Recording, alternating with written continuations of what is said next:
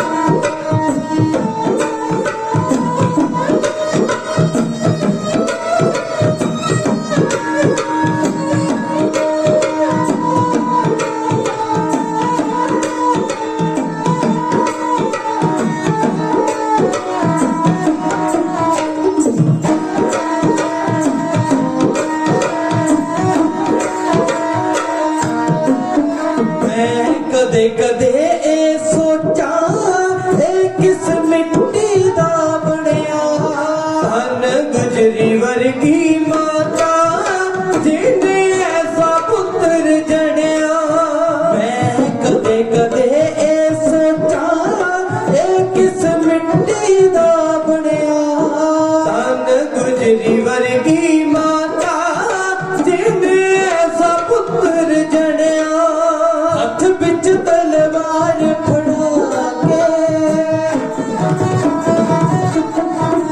हथ बिच तलवार फड़ा के अंडे दी पहल चुका के हाले भी आखी जावे तेरा करना किवें उतारा हाले भी सोची जावे तेरा करना किवें उतारा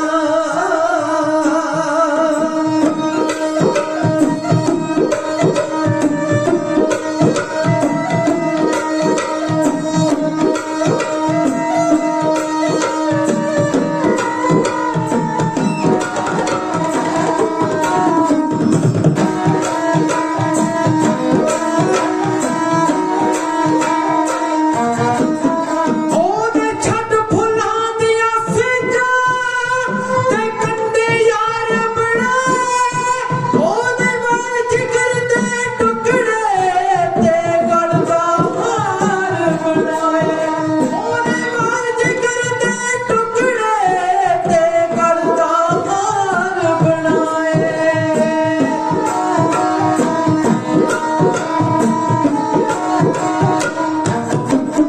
ਉਹਦੇ ਛੱਡ ਫੁੱਲਾਂ ਦੀਆਂ ਸਿੰਜਾਂ ਤੇ ਕੰਡੇ ਯਾਰ ਬਣਾਏ ਉਹਦੇ ਵਾਰ ਜਿਗਰ ਦੇ ਟੁੱਟੇ ਤੇ ਗਲ ਦਾ ਹਾਰ ਬਣਾਏ ਉਹਦੇ ਛੱਡ ਫੁੱਲਾਂ ਦੀਆਂ ਸਿੰਜਾਂ ਤੇ ਕੰਡੇ ਯਾਰ ਬਣਾਏ ਉਹਦੇ ਵਾਰ ਜਿਗਰ ਦੇ ਟੁੱਟੇ ਤੇ ਗਲ ਦਾ ਹਾਰ ਬਣਾਏ ਸਾਰਾ ਸਰਬੰਸ ਲੁਟਾ ਕੇ ਸਾਰਾ ਸਰਬੰਸ ਲੁਟਾ ਕੇ ਸੀਨੇ ਵਿੱਚ ਛੇਕ ਪਵਾ ਕੇ ਹਾਲੇ ਵੀ ਆਖੀ ਜਾਵੇ ਤੇਰਾ ਕਰਜ਼ਾ ਕਿਵੇਂ ਉਤਾਰਾਂ ਹਾਲੇ ਵੀ ਸੋਚੀ ਜਾਵੇ ਤੇਰਾ ਕਰਜ਼ਾ ਕਿਵੇਂ ਉਤਾਰਾਂ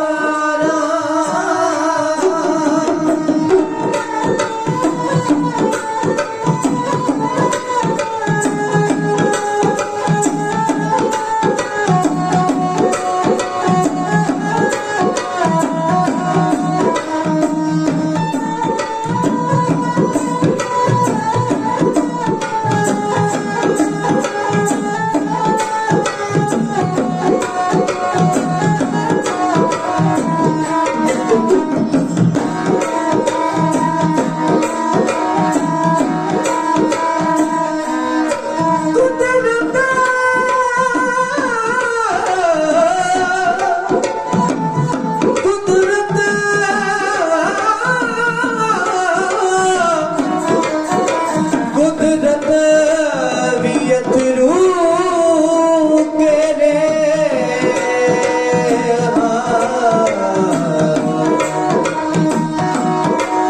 ਉਹਦੀ ਤੱਕ ਕੇ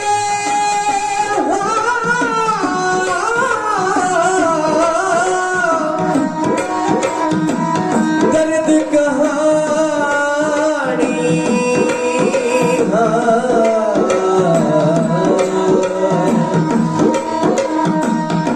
ਫੁੱਲ ਛੱਡ ਕੇ ਨੇ ਖੁਸ਼ਬੂਆਂ ਪੱਥਰ ਵੀ ਹੋ ਗਏ ਪਾਣੀ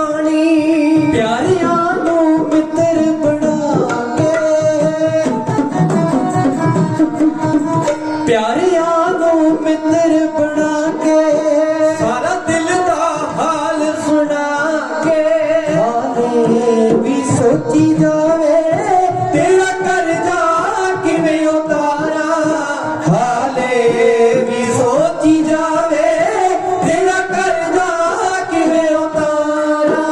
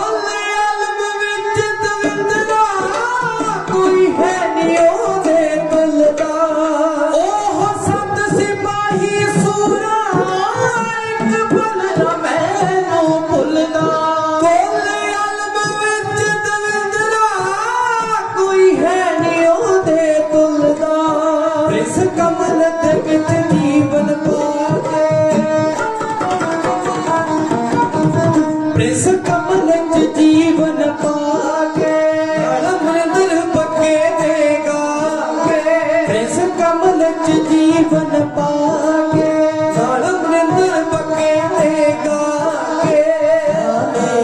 भी सोची जावे तेरा कर्जा किवें उतारा हाले भी सोची जावे तेरा कर्जा किवें उतारा तेरा कर्जा किवें उतारा तेरा कर्जा किवें उतारा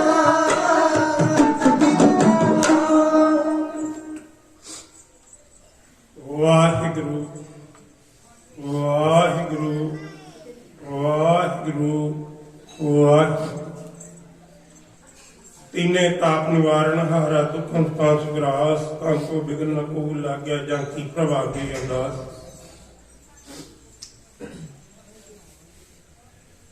सहबे कमाल दसा पाशां दी जगदी जोत भगत बशल दीन दुनी के मालिक करना निधान जुगो जुग अटल शब्द गुरु शब्द अवतार दुनिया ਨੂੰ ਧਾਰਨ ਹਾਰੇ ਸੱਚੇ ਰਾਹ ਦੇ ਪਾਉਣ ਵਾਲੇ ਗੁਰਬਾਣੀ ਕੇ ਬੋਹਿਤ ਸਾਹਿਬ ਸ੍ਰੀ ਗੁਰੂ ਗ੍ਰੰਥ ਸਾਹਿਬ ਮਹਾਰਾਜ ਦੀ ਪਾਵਨ ਪਵਿੱਤਰ ਨੇਕੀ ਗੋਦ ਦੇ ਅੰਦਰ ਜੁੜ ਬੈਠੇ ਬਟਭਾਗੀ ਜਣੋ ਬਟਭਾਗੇ ਹੋ ਜਿਹੜੇ ਬਹੁਤ ਹੀ ਸਤਿਕਾਰਯੋਗ ਬਾਪੂ ਝੰਡਾ ਸਿੰਘ ਜੀ ਦੀ ਲਾਈ ਹੋਈ ਫੁਲਕਾੜੀ ਮਾਤਾ ਸੁਰਜੀਤ ਕੌਰ ਜੀ ਦੀਆਂ ਦਿੱਤੀਆਂ ਹੋਈਆਂ ਸਿੱਖਿਆਵਾਂ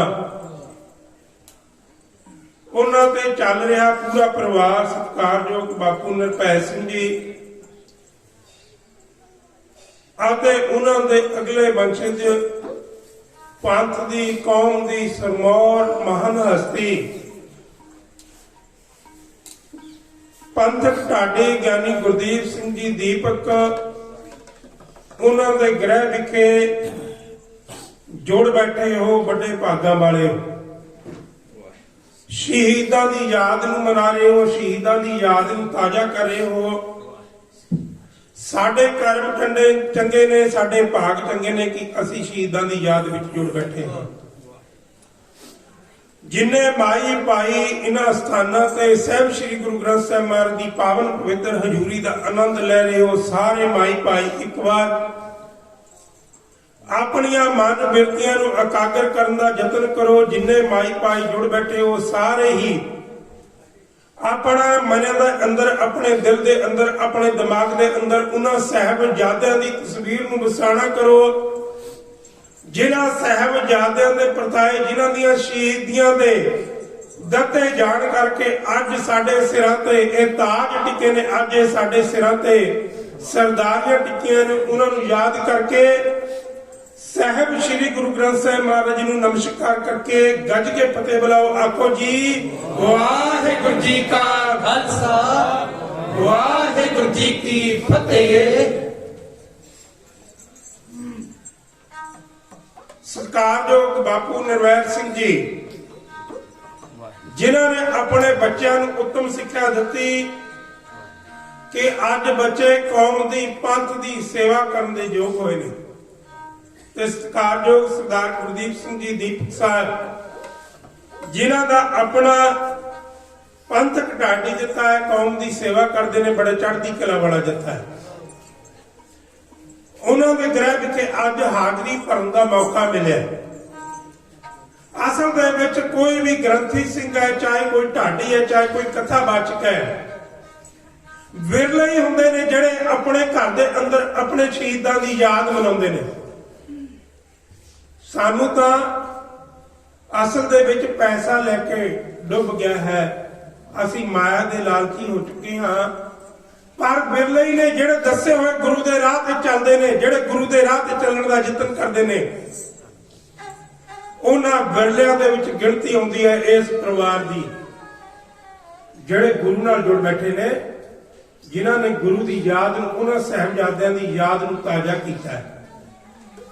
ਤੁਸੀਂ ਪੰਥ ਦੀਆਂ ਸਰਮੌਰ ਹਸਤੀਆਂ ਨੂੰ ਉਂਗਲੀਆਂ ਤੇ ਗਿਣ ਕੇ ਦੇਖੋ। ਪੰਥ ਦੀਆਂ ਸਰਮੌਰ ਹਸਤੀਆਂ ਦੇ ਅੰਦਰ ਬੜੇ ਘੱਟ ਹੋਣਗੇ ਜਿਹੜੇ ਆਪਣੇ ਗ੍ਰਹਿ ਦੇ ਵਿਖੇ, ਆਪਣੇ ਘਰ ਵਿਖੇ ਆਪਣੇ ਸ਼ਹੀਦਾਂ ਦੀ ਯਾਦ ਮਨਾਉਣਗੇ।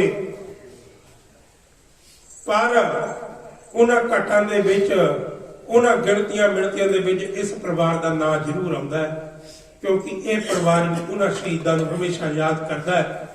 ਹਰ ਸਾਲ ਇਹ ਇਸ ਤਰ੍ਹਾਂ ਦਾ ਪ੍ਰੋਗਰਾਮ ਬਣਾਉਂਦੇ ਨੇ ਕਿ ਸ਼ਹੀਦਾਂ ਨੂੰ ਯਾਦ ਕੀਤਾ ਜਾਵੇ, ਘਰ ਦੇ ਅੰਦਰ ਗੁਰਬਾਣੀ ਦੇ ਜਾਪ ਕਰਾਏ ਜਾਣ, ਗੁਰਬਾਣੀ ਨਾਲ ਜੁੜਿਆ ਜਾਵੇ, ਆਪ ਗੁਰਬਾਣੀ ਪੜ੍ਹੀ ਜਾਵੇ ਤੇ ਉਹਨਾਂ ਸ਼ਹੀਦਾਂ ਦੀ ਯਾਦ ਨੂੰ ਤਾਜ਼ਾ ਕਰਵਾਇਆ ਜਾਵੇ। ਇਤਿਹਾਸਕ 12 ਕਥਾ ਕੀਰਤਨ ਦੁਆਰਾ ਸੰਤਾਂ ਨੂੰ ਨਿਹਾਲ ਕਰਵਾਇਆ ਜਾਵੇ।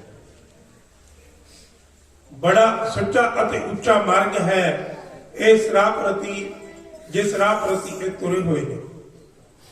ਤੇ ਅੱਜ ਸਾਡੇ ਨਾਲ ਸਤਿਕਾਰਯੋਗ ਮਾਣਯੋਗ ਪੰਥ ਦੀ ਮਹਾਨ ਹਸਤੀ, ਕੌਮ ਦੀ ਰੂਹ, ਪ੍ਰਿੰਸੀਪਲ ਸਵਰਨ ਸਿੰਘ ਜੀ ਢੰਗਰਾਲੀ ਸਾਹਿਬ ਆਏ ਬੈਠੇ ਨੇ, ਜਿਹੜੇ ਕੌਮ ਦੇ ਮਹਾਨ ਵਿਦਵਾਨ ਨੇ, ਜਿਨ੍ਹਾਂ ਦੀਆਂ ਬੜੀਆਂ ਕਿਤਾਬਾਂ, ਬੜੀਆਂ ਰਚਨਾਵਾਂ ਲਿਖੀਆਂ ਹੋਈਆਂ ਨੇ।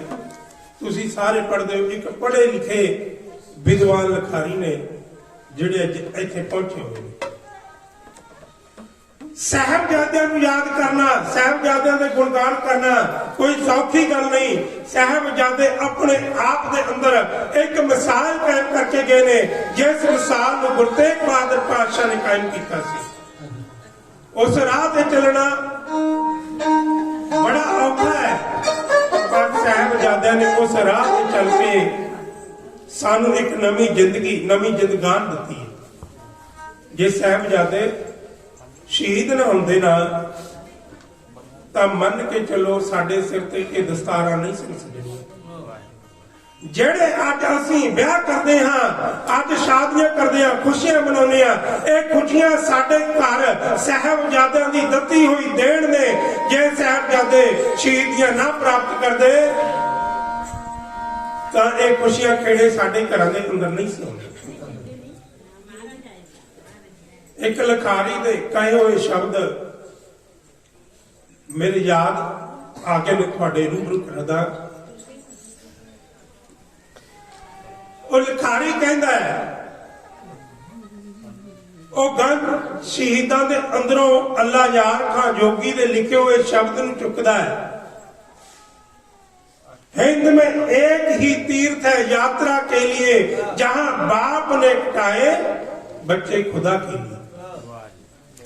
ਉਹ ਕਹਿੰਦਾ ਦੁਨੀਆ ਦੇ ਅੰਦਰ ਇੱਕ ਤੀਰਥ ਹੈ, ਜਿਸ ਤੀਰਥ ਦੇ ਦੁਨੀਆ ਲੋਕਾਂ ਨੂੰ ਯਾਤਰਾਵਾਂ ਕਰਨੀਆਂ ਚਾਹੀਦੀਆਂ ਨੇ।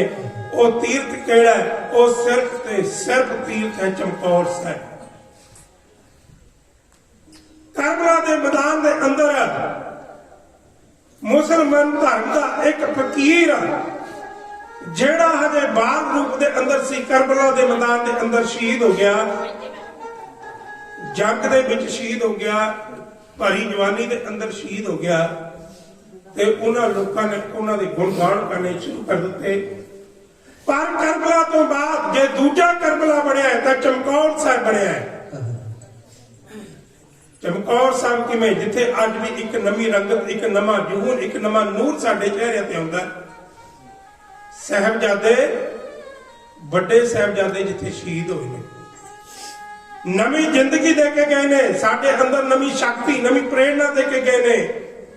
ਉਹ ਲਿਖਾਰੀ ਲਿਖਦਾ ਹੈ, ਕਹਿੰਦਾ ਕਰਬਲਾ ਦੇ ਮੈਦਾਨ ਤੋਂ ਬਾਅਦ ਜੇ ਦੂਜਾ ਕਰਬਲਾ ਤੱਕਣਾ ਹੈ, ਚਮਕੌਰ ਸਾਹਿਬ ਦੀ ਧਰਤੀ ਤੇ ਜਾਓ, ਚਮਕੌਰ ਸਾਹਿਬ ਤੋਂ ਵੱਡਾ ਕਰਬਲਾ ਹੋਰ ਕਿਤੇ ਵੀ ਨਹੀਂ।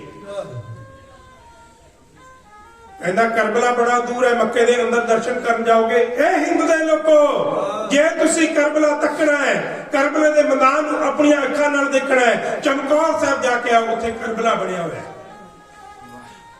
ਕਿਵੇਂ ਹੋਈ ਇਹ ਜੰਗ? ਅਨੰਦਪੁਰ ਸਾਹਿਬ ਗੁਰੂ ਗੋਬਿੰਦ ਸਿੰਘ ਸੱਚੇ ਪਾਤਸ਼ਾਹ ਮਹਾਰਾਜ ਨੂੰ ਮੁਗਲ ਹਕੂਮਤ ਨੇ 22 ਧਾਰ ਦੇ ਪਹਾੜੀ ਰਾਜਿਆਂ ਨਾਲ ਮਿਲ ਕੇ ਘੇਰਾ ਪਾ ਲਿਆ। 7 ਮਹੀਨੇ ਉਹ ਘੇਰਾਬੰਦੀ ਚੱਲੀ। 7 ਮਹੀਨੇ ਤੋਂ ਬਾਅਦ ਗਊ ਦੀਆਂ, ਕੁਰਾਨ ਦੀਆਂ, ਗੀਤਾ ਦੀਆਂ ਕਸਮਾਂ ਖਾ ਕੇ ਕੁਰਾਨ ਤੇ ਲਿਖ ਕੇ ਭੇਜਿਆ ਗਿਆ, ਗੁਰੂ ਗੋਬਿੰਦ ਸਿੰਘ ਇਸ ਕਿਲੇ ਨੂੰ ਖਾਲੀ ਕਰ ਦਿਓ, ਅਸੀਂ ਤੁਹਾਡੇ ਤੇ ਹਮਲਾ ਨਹੀਂ ਕਰਾਂਗੇ, ਅਸੀਂ ਤੁਹਾਨੂੰ ਛੱਡ ਦਿਆਂਗੇ, ਤੁਹਾਨੂੰ ਵਸੀਲੇ ਲਈ ਨਵੀਂ ਜ਼ਮੀਨ ਨਵੀਂ ਜਗ੍ਹਾ ਦਿੱਤੀ ਜਾਵੇਗੀ, ਇੱਕ ਵਾਰ ਸਾਡੀ ਅਣਖ ਨੂੰ ਭਗਾ ਦਿਓ, ਇਸ ਕਿਲੇ ਨੂੰ ਖਾਲੀ ਕਰ ਦਿਓ। ਗੀਤਾ ਤੇ ਲਿਖ ਕੇ 22 ਧਾਰ ਦੇ ਪਹਾੜੀ ਰਾਜਿਆਂ ਨੇ, ਸਭ ਤੋਂ ਵੱਡਾ ਰਾਜਾ ਸੀ ਭੀਮ ਚੰਦ, ਜਿਸ ਨੇ ਲਿਖ ਕੇ ਕਸਮ ਭੇਜੀ ਗੁਰੂ ਗੋਬਿੰਦ ਸਿੰਘ ਸੱਚੇ ਪਾਤਸ਼ਾਹ ਦੇ ਕੋਲ, ਕੀ ਲਿਖਿਆ ਸੀ? ਗੀਤਾ ਦੀ ਕਸਮ ਖਾਂਦੇ ਹਾਂ, ਅਸੀਂ ਤੁਹਾਡੇ ਤੇ ਕੋਈ ਹਮਲਾ ਨਹੀਂ ਕਰਾਂਗੇ, ਅਨੰਦਪੁਰ ਦਾ ਕਿਲਾ ਖਾਲੀ ਕਰ ਦਿਓ। ਗੁਰੂ ਗੋਬਿੰਦ ਸਿੰਘ ਸੱਚੇ ਪਾਤਸ਼ਾਹ ਨੇ ਅਨੰਦਪੁਰ ਦਾ ਕਿਲਾ ਖਾਲੀ ਕਰ ਦਿੱਤਾ। ਜਦੋਂ ਅਨੰਦਪੁਰ ਦਾ ਕਿਲਾ ਖਾਲੀ ਕਰ ਰਹੇ ਨੇ ਨਾ, ਅਨੰਦਪੁਰ ਦੀ ਧਰਤੀ ਗੁਰੂ ਗੋਬਿੰਦ ਸਿੰਘ ਸੱਚੇ ਪਾਤਸ਼ਾਹ ਮਹਾਰਾਜ ਦੇ ਅੱਗੇ ਹੱਥ ਜੋੜ ਕੇ ਖੜ ਗਈ, ਪਾਤਸ਼ਾਹ ਜਿੱਥੇ ਤੁਸੀਂ ਬਾਲਪਨ ਤੁਹਾਡਾ ਬੀਤਿਆ ਹੈ, ਤੁਸੀਂ ਜਵਾਨੀਆਂ ਮਾਣੀਆਂ ਨੇ, ਜਿੱਥੇ ਤੁਹਾਡੀਆਂ ਸ਼ਾਦੀ ਹੋਈ ਹੈ, ਜਿੱਥੇ ਤੁਹਾਡੇ ਬੱਚਿਆਂ ਨੇ, ਸਾਹਿਬਜ਼ਾਦਿਆਂ ਨੇ ਜਨਮ ਲਿਆ ਹੈ, ਅੱਜ ਉਸ ਧਰਤੀ ਨੂੰ ਖਾਲੀ ਕਰਕੇ ਚੱਲੇ ਹੋ। ਕੀ ਵਾਪਸ ਆਓਗੇ ਜਾਂ ਨਹੀਂ? ਮੇਰੇ ਸ਼ਹਿਨशाह ਕਲਗੀਆਂ ਵਾਲੇ, ਬਾਜਾਂ ਵਾਲੇ, ਤਾਜਾਂ ਵਾਲੇ ਸਤਿਗੁਰੂ ਕਹਿਣ ਲੱਗੇ, ਹੈ ਅਨੰਦਪੁਰ ਦੀ ਧਰਤੀ ਏ।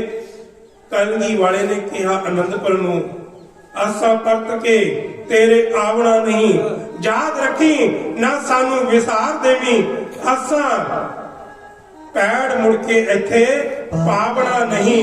ਅਜੀਤ ਸਿੰਘ ਜੁਝਾਰ ਨੂੰ ਯਾਦ ਕਰ ਕਰ ਐਵੇਂ ਅੱਖਾਂ ਚੋਂ ਅਥਰੂ ਬਹਾਵਣਾ ਨਹੀਂ, ਜੋਰਾਵਰ ਫਤਿਹ ਨੂੰ ਫਤਿਹ ਕਹਿ ਦੇ, ਜੋਰਾਵਰ ਫਤਿਹ ਨੂੰ ਆਖਰੀ ਫਤਿਹ ਕਹਿ ਦੇ, ਜਿਨ੍ਹਾਂ ਮੂੰਹ ਮੁੜ ਕੇ ਤੈਨੂੰ ਦਿਖਾਵਣਾ ਨਹੀਂ, ਪਰ ਦਿਲ ਨਾਲ ਛੱਡ ਮਹਿਲ ਸੋਹਣੇ, ਪਰ ਦਿਲ ਨਾਲ ਛੱਡ ਮਹਿਲ ਸੋਹਣੇ।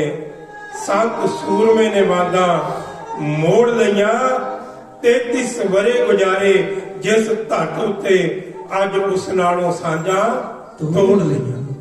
ਕਲਗੀਧਰ ਪਾਤਸ਼ਾਹ ਆਏ ਸਰਸਾ ਨਦੀ ਤੇ, ਸਰਸਾ ਨਦੀ ਭਰ ਕੇ ਆਈ ਗੁਰੂ ਗੋਬਿੰਦ ਸਿੰਘ ਸੱਚੇ ਪਾਤਸ਼ਾਹ ਮਹਾਰਾਜ ਦਾ ਪਰਿਵਾਰ, ਜਿਸ ਥਾਂ ਤੇ ਵਿਛੜ ਗਿਆ ਪਰਿਵਾਰ ਫਿਰ ਹੋ ਗਿਆ। ਛਿੜੀਆਂ ਜੱਗ ਅੱਜ ਸਰਸਾ ਦੇ ਕੰਢਿਆਂ ਤੇ, ਦੋਹਾਂ ਪਾਸਿਆਂ ਤੋਂ ਬੜੇ ਕਮਸਾਨ ਦਾ ਸੀ, ਇੱਕ ਰਾਤ ਕਾਲੀ ਰੂਪ ਨੈਣ ਦਾ ਸੀ,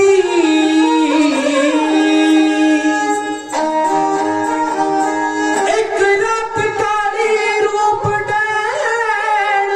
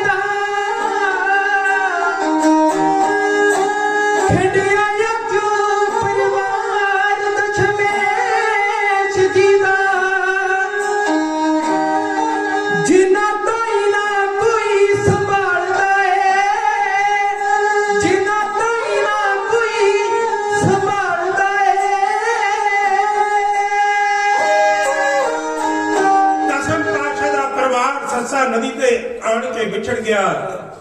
ਭਾਰੀ ਜੰਗ ਹੋਈ। ਗੁਰੂ ਗੋਬਿੰਦ ਸਿੰਘ ਸੱਚੇ ਪਾਤਸ਼ਾਹ ਨੇ ਸਾਨੂੰ ਨਿਤਨੇਮੀ ਬਣਦੀ ਜਾਂਚ ਸਿਖਾਈ। ਉਸੇ ਸਰਸਾ ਕੰਢੇ ਤੇ ਗੁਰੂ ਗੋਬਿੰਦ ਸਿੰਘ ਸੱਚੇ ਪਾਤਸ਼ਾਹ ਮਹਾਰਾਜ ਨੇ ਆਪ ਨਿਤਨੇਮ ਕੀਤਾ। ਬਾਣੀ ਪੜ੍ਹੀ ਗਈ, ਕਥਾ ਕੀਰਤਨ ਵਿਚਾਰਾ ਹੋਈਆਂ। ਇੱਕ ਪਾਸੇ ਜੰਗ ਚੱਲ ਰਹੀ ਹੈ, ਇੱਕ ਪਾਸੇ ਗੁਰੂ ਗੋਬਿੰਦ ਸੱਚੇ ਪਾਤਸ਼ਾਹ ਗੁਰੂ ਨਾਲ ਜੁੜਨ ਦਾ, ਅਕਾਲ ਪੁਰਖ ਨਾਲ ਜੁੜਨ ਦਾ ਸਾਨੂੰ ਬਲ ਅਤੇ ਸਾਨੂੰ ਹੁਕਮ ਕਰ ਰਹੇ ਨੇ। ਜੰਗ ਤੋਂ ਬਾਅਦ ਜੰਗ ਹੁੰਦੀ ਗਈ, ਰੋਪੜ ਤੱਕ ਇਹ ਜੰਗ ਚੱਲੀ। ਬੜੇ ਸਿੰਘ ਮਾਰੇ ਗਏ, ਪਰ ਗੁਰੂ ਗੋਬਿੰਦ ਸਿੰਘ ਸੱਚੇ ਪਾਤਸ਼ਾਹ ਮਹਾਰਾਜ ਨੇ ਸਿੰਘਾਂ ਨੂੰ ਨਾ ਘਬਰਾਉਣ ਦਿੱਤਾ, ਨਾ ਆਪ ਘਬਰਾਏ, ਨਾ ਡਰੇ, ਨਾ ਕਿਸੇ ਨੂੰ ਡਰ ਲੈ ਕੇ ਆਏ। ਗੁਰੂ ਗੋਬਿੰਦ ਸਿੰਘ ਸੱਚੇ ਪਾਤਸ਼ਾਹ ਨੇ ਪੈਂਡਾ ਦਰ ਪੈਂਡਾ ਮਲਦੇ ਹੋਏ ਪਹੁੰਚੇ ਨੇ ਅੱਜ ਇੱਕ ਬਾਗ ਦੇ ਅੰਦਰ, ਚਮਕੌਰ ਸਾਹਿਬ ਦੀ ਧਰਤੀ। ਇੱਕ ਬਾਗ ਦੇ ਅੰਦਰ ਆ ਕੇ ਗੁਰੂ ਗੋਬਿੰਦ ਸਿੰਘ ਸੱਚੇ ਪਾਤਸ਼ਾਹ ਮਹਾਰਾਜ ਨੇ ਉਤਾਰਾ ਕੀਤਾ। ਉਸ ਬਾਗ ਦਾ ਚੌਧਰੀ ਆ ਕੇ ਗੁਰੂ ਗੋਬਿੰਦ ਸਿੰਘ ਸੱਚੇ ਪਾਤਸ਼ਾਹ ਮਹਾਰਾਜ ਦੇ ਕੋਲ ਹੱਥ ਜੋੜ ਕੇ ਖੜ ਗਿਆ। ਪਾਤਸ਼ਾਹ, ਤੁਸੀਂ ਇਸ ਬਾਗ ਦੇ ਅੰਦਰ ਆਇਓ, ਇਹ ਬਾਗ ਮੇਰਾ ਹੈ, ਮੇਰਾ ਨਾਮ ਹੈ ਬੁੱਧੀ ਚੰਦ। ਮੇਰੀ ਇੱਥੇ ਨੇੜੇ ਇੱਕ ਕੱਚੀ ਹਵੇਲੀ ਹੈ। ਬੇਸ਼ੱਕ ਮੁਗਲ ਹਕੂਮਤ ਤੁਹਾਡੇ ਬਰਖਲਾਫ ਹੈ, ਪਰ ਤੁਸੀਂ ਕਿਰਪਾ ਕਰੋ, ਮੇਰੇ ਗਰੀਬ ਤੇ ਮਿਹਰ ਪ੍ਰਿਆਤ ਰੱਖੋ, ਤੁਸੀਂ ਉਸ ਹਵੇਲੀ ਦੇ ਅੰਦਰ ਜਾ ਕੇ ਆਪਣਾ ਨਿਵਾਸ ਕਰੋ। ਸੱਚੇ ਪਾਤਸ਼ਾਹ ਉਸ ਹਵੇਲੀ ਦੇ ਅੰਦਰ ਗਏ। ਕੱਚੀ, ਜਿਸ ਨੂੰ ਅਸੀਂ ਕੱਚੀ ਗੜੀ ਕਹਿੰਦੇ ਆ, ਗੜੀ ਸ਼ਬਦ ਬਾਅਦ ਵਿੱਚ ਵਰਤਿਆ ਗਿਆ। ਪਹਿਲਾਂ ਉਸ ਦਾ ਸ਼ਬਦ ਸੀ ਕਿਲਾ। ਕਿਲੇ ਤੋਂ ਅਸੀਂ ਪਹਿਲਾਂ ਹਵੇਲੀ ਕਹਿੰਦੇ ਸਾਂ, ਫਿਰ ਕਿਲਾ, ਜਿਹੜੀ 1934 ਦੇ ਅੰਦਰ ਢਹਿ ਢੇਰੀ ਕਰ ਦਿੱਤੀ ਗਈ। ਮਾਫ ਕਰਨਾ, ਮੈਂ ਕਹਿਣਾ ਨਹੀਂ ਸੀ ਚਾਹੁੰਦਾ, ਪਰ ਕਹਿਣਾ ਪਵੇਗਾ। ਅਸੀਂ ਆਪਣੇ ਇਤਿਹਾਸ ਨੂੰ ਮਿਟਾਉਣ ਦੇ ਲਈ ਸਭ ਤੋਂ ਵੱਡਾ ਯੋਗਦਾਨ ਪਾਇਆ। ਮਹਾਪੁਰਖ ਸੰਤ ਸਮਾਜ ਇੱਥੇ ਬੈਠਾ ਹੈ, ਪਰ ਮੈਨੂੰ ਕਹਿਣਾ ਪਵੇਗਾ, ਜਿਸ ਚਮਕੌਰ ਦੀ ਕੱਚੀ ਹਵੇਲੀ ਨੂੰ, ਉਸ ਕੱਚੀ ਗੜੀ ਨੂੰ 10 ਲੱਖ ਫੌਜ ਨਾ ਢਾ ਸਕੀ, ਉਸ ਨੂੰ ਅਸੀਂ ਆਪਣੇ ਹੱਥਾਂ ਨਾਲ, ਹੱਥਾਂ ਦੇ ਅੰਦਰ ਥੌੜੀਆਂ ਫੜ ਕੇ, ਦਾਤੀਆਂ ਫੜ ਕੇ, ਕਈਆਂ ਫੜ ਕੇ ਉਸ ਹਵੇਲੀ ਦੀਆਂ ਇੱਟਾਂ ਨੂੰ ਆਪਣੇ ਹੱਥੀਂ ਢਾਇਆ। ਉਸ ਯਾਦਗਾਰ ਨੂੰ ਅਸੀਂ ਬਿਲਕੁਲ ਖਤਮ ਕਰ ਦਿੱਤਾ।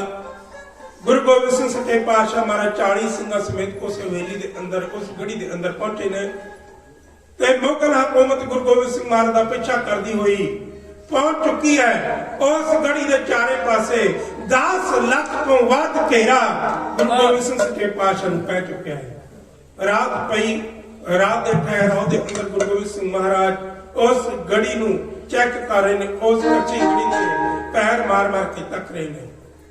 ਦਿਆ ਸਿੰਘ ਗੁਰੂ ਗੋਬਿੰਦ ਸਿੰਘ ਮਹਾਰਾਜ ਨੂੰ ਦੇਖ ਰਿਹਾ ਹੈ।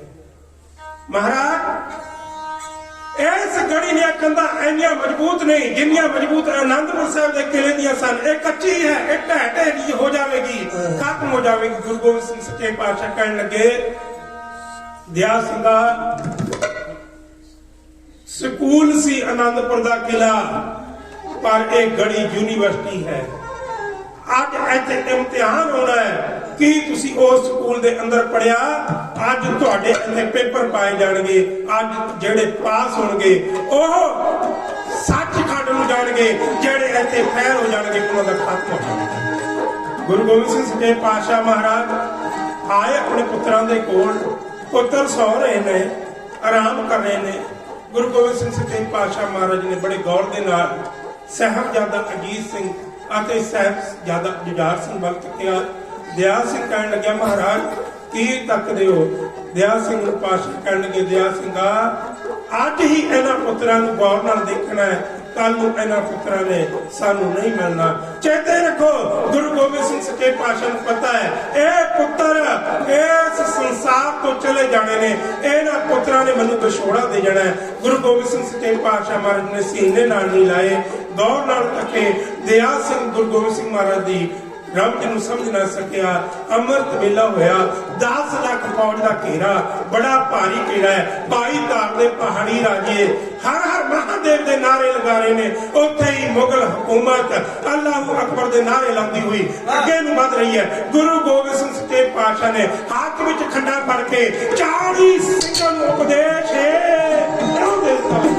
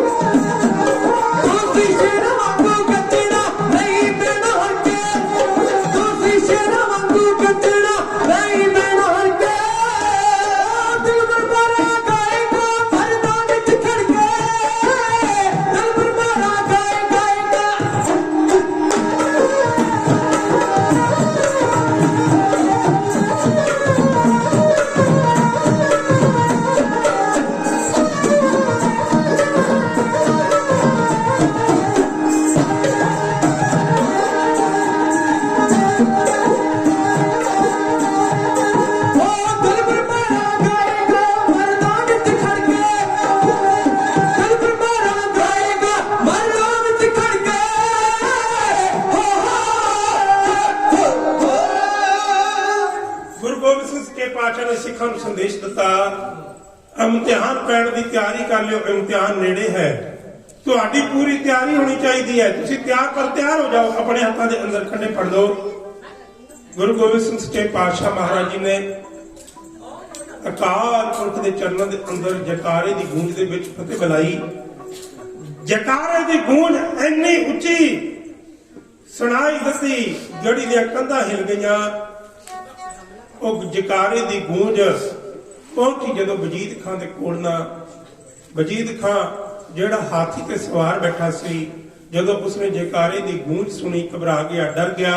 ਉਹ ਕਹਿਣ ਲੱਗਿਆ, ਮੇਰੇ ਸੀਆਈਡੀ ਵਾਲੇ ਕਹਿੰਦੇ ਸਨ ਇਸ ਗੜੀ ਦੇ ਅੰਦਰ ਬੜੇ ਥੋੜੇ ਸਿੰਘ ਨੇ, ਪਰ ਇਸ ਜੈਕਾਰੇ ਦੀ ਗੂੰਜ ਦੇ ਨਾਲ ਲੱਗਦਾ ਹੈ ਇੱਥੇ ਬੜੇ ਭਾਰੀ ਤੇ ਯੋਧੇ ਸਿੰਘ ਬੈਠੇ ਨੇ, ਜਿਨ੍ਹਾਂ ਦੀ ਗਿਣਤੀ ਬਹੁਤ ਜ਼ਿਆਦਾ ਹੋਵੇਗੀ ਤੇ ਮੇਰੀ ਫੌਜ ਘੱਟ ਪੈ ਜਾਵੇਗੀ। ਉਸਨੇ ਹੋਰ ਫੌਜ ਮੰਗਾਉਣ ਵਾਸਤੇ ਆਪਣੇ ਸੀਪਾ ਸਲਾਰਾਂ ਨੂੰ ਕਹਿ ਦਿੱਤਾ, ਵਜ਼ੀਰਾਂ ਨੂੰ ਕਹਿ ਦਿੱਤਾ, ਹੋਰ ਵੱਧ ਤੋਂ ਵੱਧ ਫੌਜ ਇੱਥੇ ਭੇਜੀ ਜਾਵੇ। ਅਸੀਂ ਗੁਰੂ ਗੋਬਿੰਦ ਸਿੰਘ ਮਹਾਰਾਜ ਨੂੰ ਜਿੰਦਾ ਜਾਂ ਮੁਰਦਾ ਲੈ ਕੇ ਜਾਂਦੇ। ਮੇਰੇ ਪਾਤਸ਼ਾਹ ਨੇ ਇੱਕ ਚਿੱਠੀ ਲਿਖੀ। ਚਿੱਠੀ ਵਜੀਦ ਖਾਂ ਵੱਲ ਭੇਜੀ ਹੈ। ਮੈਂ ਤੁਹਾਡੇ ਨਾਲ ਇੱਕ ਇਤਿਹਾਸ ਦੀ ਗੱਲ ਕਹਿਣ ਲੱਗਿਆ। ਦੁਨੀਆ ਦਾ ਵਰਲਡ ਰਿਕਾਰਡ ਹੈ। ਵਰਲਡ ਰਿਕਾਰਡ ਨੂੰ ਪੜ੍ਹ ਕੇ ਦੇਖੋ। ਸਾਡੀਆਂ ਅੱਜ ਬੁੱਕਾਂ ਬਣ ਗਈਆਂ ਨੇ, ਗਿਨਜ ਬੁੱਕ, ਵਰਲਡ ਰਿਕਾਰਡ ਬੁੱਕ, ਬੜੀਆਂ ਬੜੀਆਂ ਬੁੱਕਾਂ ਬਣ ਗਈਆਂ ਨੇ, ਜਿਸ ਦੇ ਅੰਦਰ ਹਰ ਇੱਕ ਵਿਅਕਤੀ ਦੇ ਕਾਰਨਾਮੇ ਲਿਖੇ ਜਾਂਦੇ ਨੇ। ਦੁਨੀਆ ਦਾ ਸਭ ਤੋਂ ਵੱਡਾ, ਜੇ ਕੋਈ ਤੀਰ ਕਮਾਨ ਚਲਾਉਣ ਵਾਲਾ ਹੋਇਆ ਹੈ ਨਾ, ਤੀਰ ਅੰਦਾਜ਼ੀ ਕਰਨ ਵਾਲਾ ਹੋਇਆ ਹੈ, ਜਿਸ ਨੇ ਦੁਨੀਆ ਦੀ ਸਭ ਤੋਂ ਵੱਡੀ ਤੀਰ ਅੰਦਾਜ਼ੀ ਕੀਤੀ ਹੈ, ਜਿਹੜਾ ਕਮਾਨ ਹੈ ਉਹ ਵਜਨ ਦੇ ਹਿਸਾਬ ਨਾਲ ਨਹੀਂ, ਉਹ ਟਾਂਕਾਂ ਦੇ ਹਿਸਾਬ ਨਾਲ ਤੋਲਿਆ ਜਾਂਦਾ ਹੈ। ਇੱਕ ਟਾਂਕ ਨੂੰ ਚਲਾਉਣ ਵਾਸਤੇ 25 ਕਿਲੋ ਵਜਨ ਲੱਗਦਾ ਹੈ। ਭਾਵ ਇੱਕ ਤੰਦੀ ਨੂੰ ਖਿੱਚਣ ਵਾਸਤੇ ਜਿਹੜੀਆਂ ਤੰਦੀਆਂ ਉਹ ਟਾਂਕਾਂ ਦੇ ਹਿਸਾਬ ਨਾਲ ਪਾਈਆਂ ਜਾਂਦੀਆਂ ਨੇ, ਤੰਦੀ ਨੂੰ ਖਿੱਚਣ ਵਾਸਤੇ 25 ਕਿਲੋ ਵਜਨ ਲੱਗਦਾ ਹੈ। ਜੇ ਇੱਕ ਟਾਂਕ ਦੀ ਤੰਦੀ ਹੋਵੇ ਤਾਂ 25 ਕਿਲੋ ਵਜਨ ਲੱਗੇਗਾ। ਤੇ ਵਰਲਡ ਰਿਕਾਰਡ ਦੇ ਅੰਦਰ ਇਹ ਵਰਲਡ ਰਿਕਾਰਡ ਬਣਿਆ ਹੈ ਕਿ ਸਭ ਤੋਂ ਵੱਡੀ ਤੰਦੀ ਜਿਹੜੀ 3 ਟਾਂਕ ਦੀ ਤੰਦੀ ਹੈ, ਉਹ ਇਨਸਾਨ ਵਰਲਡ ਰਿਕਾਰਡ ਦੇ ਅੰਦਰ ਸਭ ਤੋਂ ਮਸ਼ਹੂਰ ਹੈ। ਪਰ ਉਹਨਾਂ ਨੇ ਇਤਿਹਾਸ ਦੇ ਅੰਦਰ ਜਦੋਂ ਜ਼ਿਕਰ ਮਾਰਿਆ, ਉਹਨਾਂ ਨੇ ਦੇਖਿਆ ਗੁਰੂ ਗੋਬਿੰਦ ਸਿੰਘ ਸੱਚੇ ਪਾਤਸ਼ਾਹ ਮਹਾਰਾਜ, ਉਹਨਾਂ ਨੇ ਸੁਣਿਆ ਸੀ ਕੋਈ ਕਹਿੰਦਾ ਸੀ 5 ਟਾਂਕ ਦੀ ਤੰਦੀ, ਕੋਈ ਕਹਿੰਦਾ ਸੀ 6 ਟਾਂਕ ਦੀ ਤੰਦੀ। ਉਹ ਪਹੁੰਚੇ ਹਜੂਰ ਸਾਹਿਬ ਗੁਰੂ ਗੋਬਿੰਦ ਸਿੰਘ ਸੱਚੇ ਪਾਤਸ਼ਾਹ ਮਹਾਰਾਜ ਵੱਲੋਂ ਬਖਸ਼ਿਆ ਹੋਇਆ ਉਹ ਧਨੁਖ ਅੱਜ ਤੱਕ ਪਿਆ ਹੈ, ਉਹ ਕਮਾਨ ਅੱਜ ਤੱਕ ਪਈ ਹੈ। ਜਦੋਂ ਕਹਿੰਦੇ ਨੇ ਉੱਥੇ ਜਾ ਕੇ ਉਹਨਾਂ ਨੇ ਦੇਖਿਆ, ਉਸ ਨੂੰ ਨਾਪਣਾ ਸ਼ੁਰੂ ਕੀਤਾ। ਉਸ ਦਾ ਜਿਹੜਾ ਨਾਪ ਹੈ 9 ਟਾਂਕ ਦਾ ਹੈ, 9 ਟਾਂਕ ਦਾ। ਗੱਜ ਕੇ ਆਪਕੋ ਸਤਨਾਮ ਸ਼੍ਰੀ ਵਾਹਿਗੁਰੂ। ਦੁਨੀਆ ਦੇ ਅੰਦਰ ਅੱਜ ਤੱਕ ਕੋਈ ਵੀ ਵਿਅਕਤੀ, ਇਹ ਵਰਲਡ ਰਿਕਾਰਡ ਦੇ ਅੰਦਰ ਗੱਲ ਹੈ ਲਿਖੀ ਗਈ, ਸਪੈਸ਼ਲ ਗਿੰਜ ਆਫ ਬੁੱਕ ਰਿਕਾਰਡ ਦੇ ਅੰਦਰ, ਕਿ ਦੁਨੀਆ ਦਾ ਕੋਈ ਵੀ ਵਿਅਕਤੀ 9 ਟਾਂਕ ਦੀ ਤੰਦੀ ਨਹੀਂ ਛੇੜ ਸਕਦਾ। ਤੇ ਸਿਰਫ ਇਸ ਨੂੰ ਛੇੜਨ ਵਾਲਾ ਸਾਹਿਬ ਕਮਾਲ ਸਾਹਿਬ ਸ਼੍ਰੀ ਗੁਰੂ ਗੋਬਿੰਦ ਸਿੰਘ ਮਹਾਰਾਜ ਪਾਤਸ਼ਾਹ ਨੇ ਤੀਰ ਛੱਡਿਆ। ਤੀਰ ਵਜੀਦ ਖਾਂ, ਜਿਸ ਦੇ ਚਾਰੇ ਪਾਸੇ ਫੌਜਾਂ ਹੀ ਫੌਜਾਂ ਸਨ, ਹਾਥੀ ਤੇ ਬੈਠਾ ਹੋਇਆ ਸੀ, ਪਲੰਗ ਤੇ ਸਵਾਰ ਸੀ। ਉਸ ਦੇ ਪਲੰਗ ਤੇ ਜਾ ਕੇ ਉਹ ਤੀਰ ਵੱਜਾ। ਤੀਰ ਦੇ ਨਾਲ ਗੁਰੂ ਗੋਬਿੰਦ ਸਿੰਘ ਸੱਚੇ ਪਾਤਸ਼ਾਹ ਮਹਾਰਾਜ ਜੀ ਨੇ ਚਿੱਠੀ ਲਿਖੀ ਸੀ, ਕਾਇਰਤਾ ਦੀ ਚਿੱਠੀ। ਉਸ ਨੂੰ ਯਾਦ ਕਰਾਉਣਾ ਸੀ, ਤੂੰ ਬੜਾ ਕਾਇਰ ਹੈ ਵਜੀਦ ਖਾਂ। ਉਹ ਕਹਿੰਦੇ ਜਦੋਂ ਚਿੱਠੀ ਕੱਢ ਕੇ ਗੁਰੂ ਗੋਬਿੰਦ ਸਿੰਘ ਮਹਾਰਾਜ ਦੀ ਉਹ ਚਿੱਠੀ ਪੜ੍ਹੀ, ਮਹਾਰਾਜ ਕਹਿਣ ਲੱਗੇ, ਵਜੀਦ ਖਾਂ ਮੈਂ ਚਾਹੁੰਦਾ ਤੈਨੂੰ ਹੁਣੇ ਇਸੇ ਵਕਤ ਇਸੇ ਸਮੇਂ ਖਤਮ ਕਰ ਦਿੰਦਾ। ਜਿਹੜਾ ਤੀਰ ਇਸ ਪਲੰਗ ਦੇ ਲੱਗਾ ਹੈ, ਉਹ ਤੀਰ ਤੇਰੀ ਛਾਤੀ 'ਚ ਵੱਜ ਸਕਦਾ ਸੀ, ਪਰ ਮੈਂ ਤੈਨੂੰ ਮੈਦਾਨੇ ਜੰਗ ਦੇ ਅੰਦਰ ਲੜ ਕੇ ਹਰਾਉਣਾ ਚਾਹੁੰਦਾ। ਤੈਨੂੰ ਤੇਰੀ ਕਾਇਰਤਾ ਚੇਤੇ ਕਰਾਉਣਾ ਚਾਹੁੰਦਾ। ਤੂੰ ਕਾਇਰ ਹੈ, ਤੂੰ ਕੁਰਾਨ ਨੂੰ ਭੁੱਲ ਕੇ, ਕੁਰਾਨ ਦੀਆਂ ਕਸਮਾਂ ਖਾ ਕੇ ਸਾਡੇ ਤੇ ਹਮਲਾ ਕੀਤਾ ਹੈ। ਚੇਤੇ ਰੱਖੀ, ਤੂੰ ਬੇਸ਼ੱਕ ਪੂਰੀ ਦੁਨੀਆ ਦੇ ਸਿੱਖ ਮਾਰ ਦੇ, ਪਰ ਮੇਰਾ ਕੁੰਡਲੀਆ ਨਾਗ ਹਜੇ ਤੱਕ ਜਿੰਦਾ ਬੈਠਾ ਹੈ। ਮੈਂ ਉਸ ਦੇ ਥਰੂ ਤੈਨੂੰ ਮਾਰਨਾ। ਗੱਜ ਆਪਕੋ ਸਤਨਾਮ ਸ਼੍ਰੀ ਵਾਹਿਗੁਰੂ। ਤੀਰ ਫੜ ਕੇ ਘਬਰਾ ਗਿਆ, ਹੌਲ ਉੱਠਿਆ, ਗੁੱਸਾ ਚੜ ਗਿਆ। ਉਹਨੇ ਆਪਣੇ ਸੀਪਾ ਸਲਾਰਾਂ ਨੂੰ, ਆਪਣੇ ਚੁਣਵੇਂ ਜਰਨੈਲਾਂ ਨੂੰ ਕਿਹਾ, ਉਹ ਕਹਿੰਦਾ ਜੇ ਸੀਆਈਡੀ ਵਾਲੇ ਸੱਚ ਬੋਲਦੇ ਨੇ, ਅੰਦਰ 50 ਤੋਂ 100 ਸਿੰਘ ਦੇ ਵਿਚਕਾਰ ਹੈ। ਇਸ ਕਿਲੇ ਦੀ ਦੀਵਾਰਾਂ, ਇਸ ਗੜੀ ਦੀਆਂ ਦੀਵਾਰਾਂ ਚੜੋ, ਖਤਮ ਕਰ ਦਿਓ।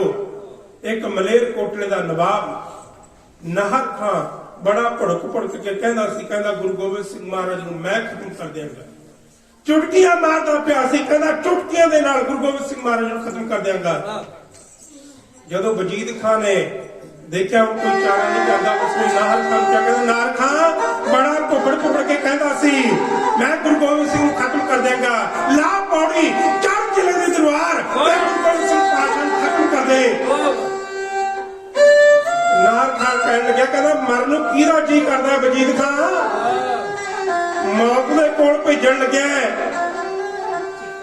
ਜਦੋਂ ਵਜੀਦ ਖਾਨ ਨਾ ਮੰਨਿਆ, ਨਾਹਰ ਖਾਨ ਨੇ ਪੌੜੀ ਲਾ ਕੇ ਉੱਪਰ ਚੜਿਆ। ਗੁਰੂ ਗੋਬਿੰਦ ਸਿੰਘ ਸੱਚੇ ਪਾਤਸ਼ਾਹ ਮਹਾਰਾਜ ਨੇ ਆਉਂਦੇ ਨਾਹਰ ਖਾਨ ਨੂੰ ਤੱਕਿਆ, ਅੱਖਾਂ 'ਚ ਅੱਖਾਂ ਪਾਈਆਂ। ਮਹਾਰਾਜ ਨੇ ਇੱਕ ਤੀਰ ਨਾਹਰ ਖਾਨ ਵੱਲ ਛੱਡਿਆ, ਨਾਹਰ ਖਾਨ ਢਹਿ ਹੋ ਗਿਆ, ਦੂਜਾ ਗਨੀ ਖਾਂ ਚੜਿਆ।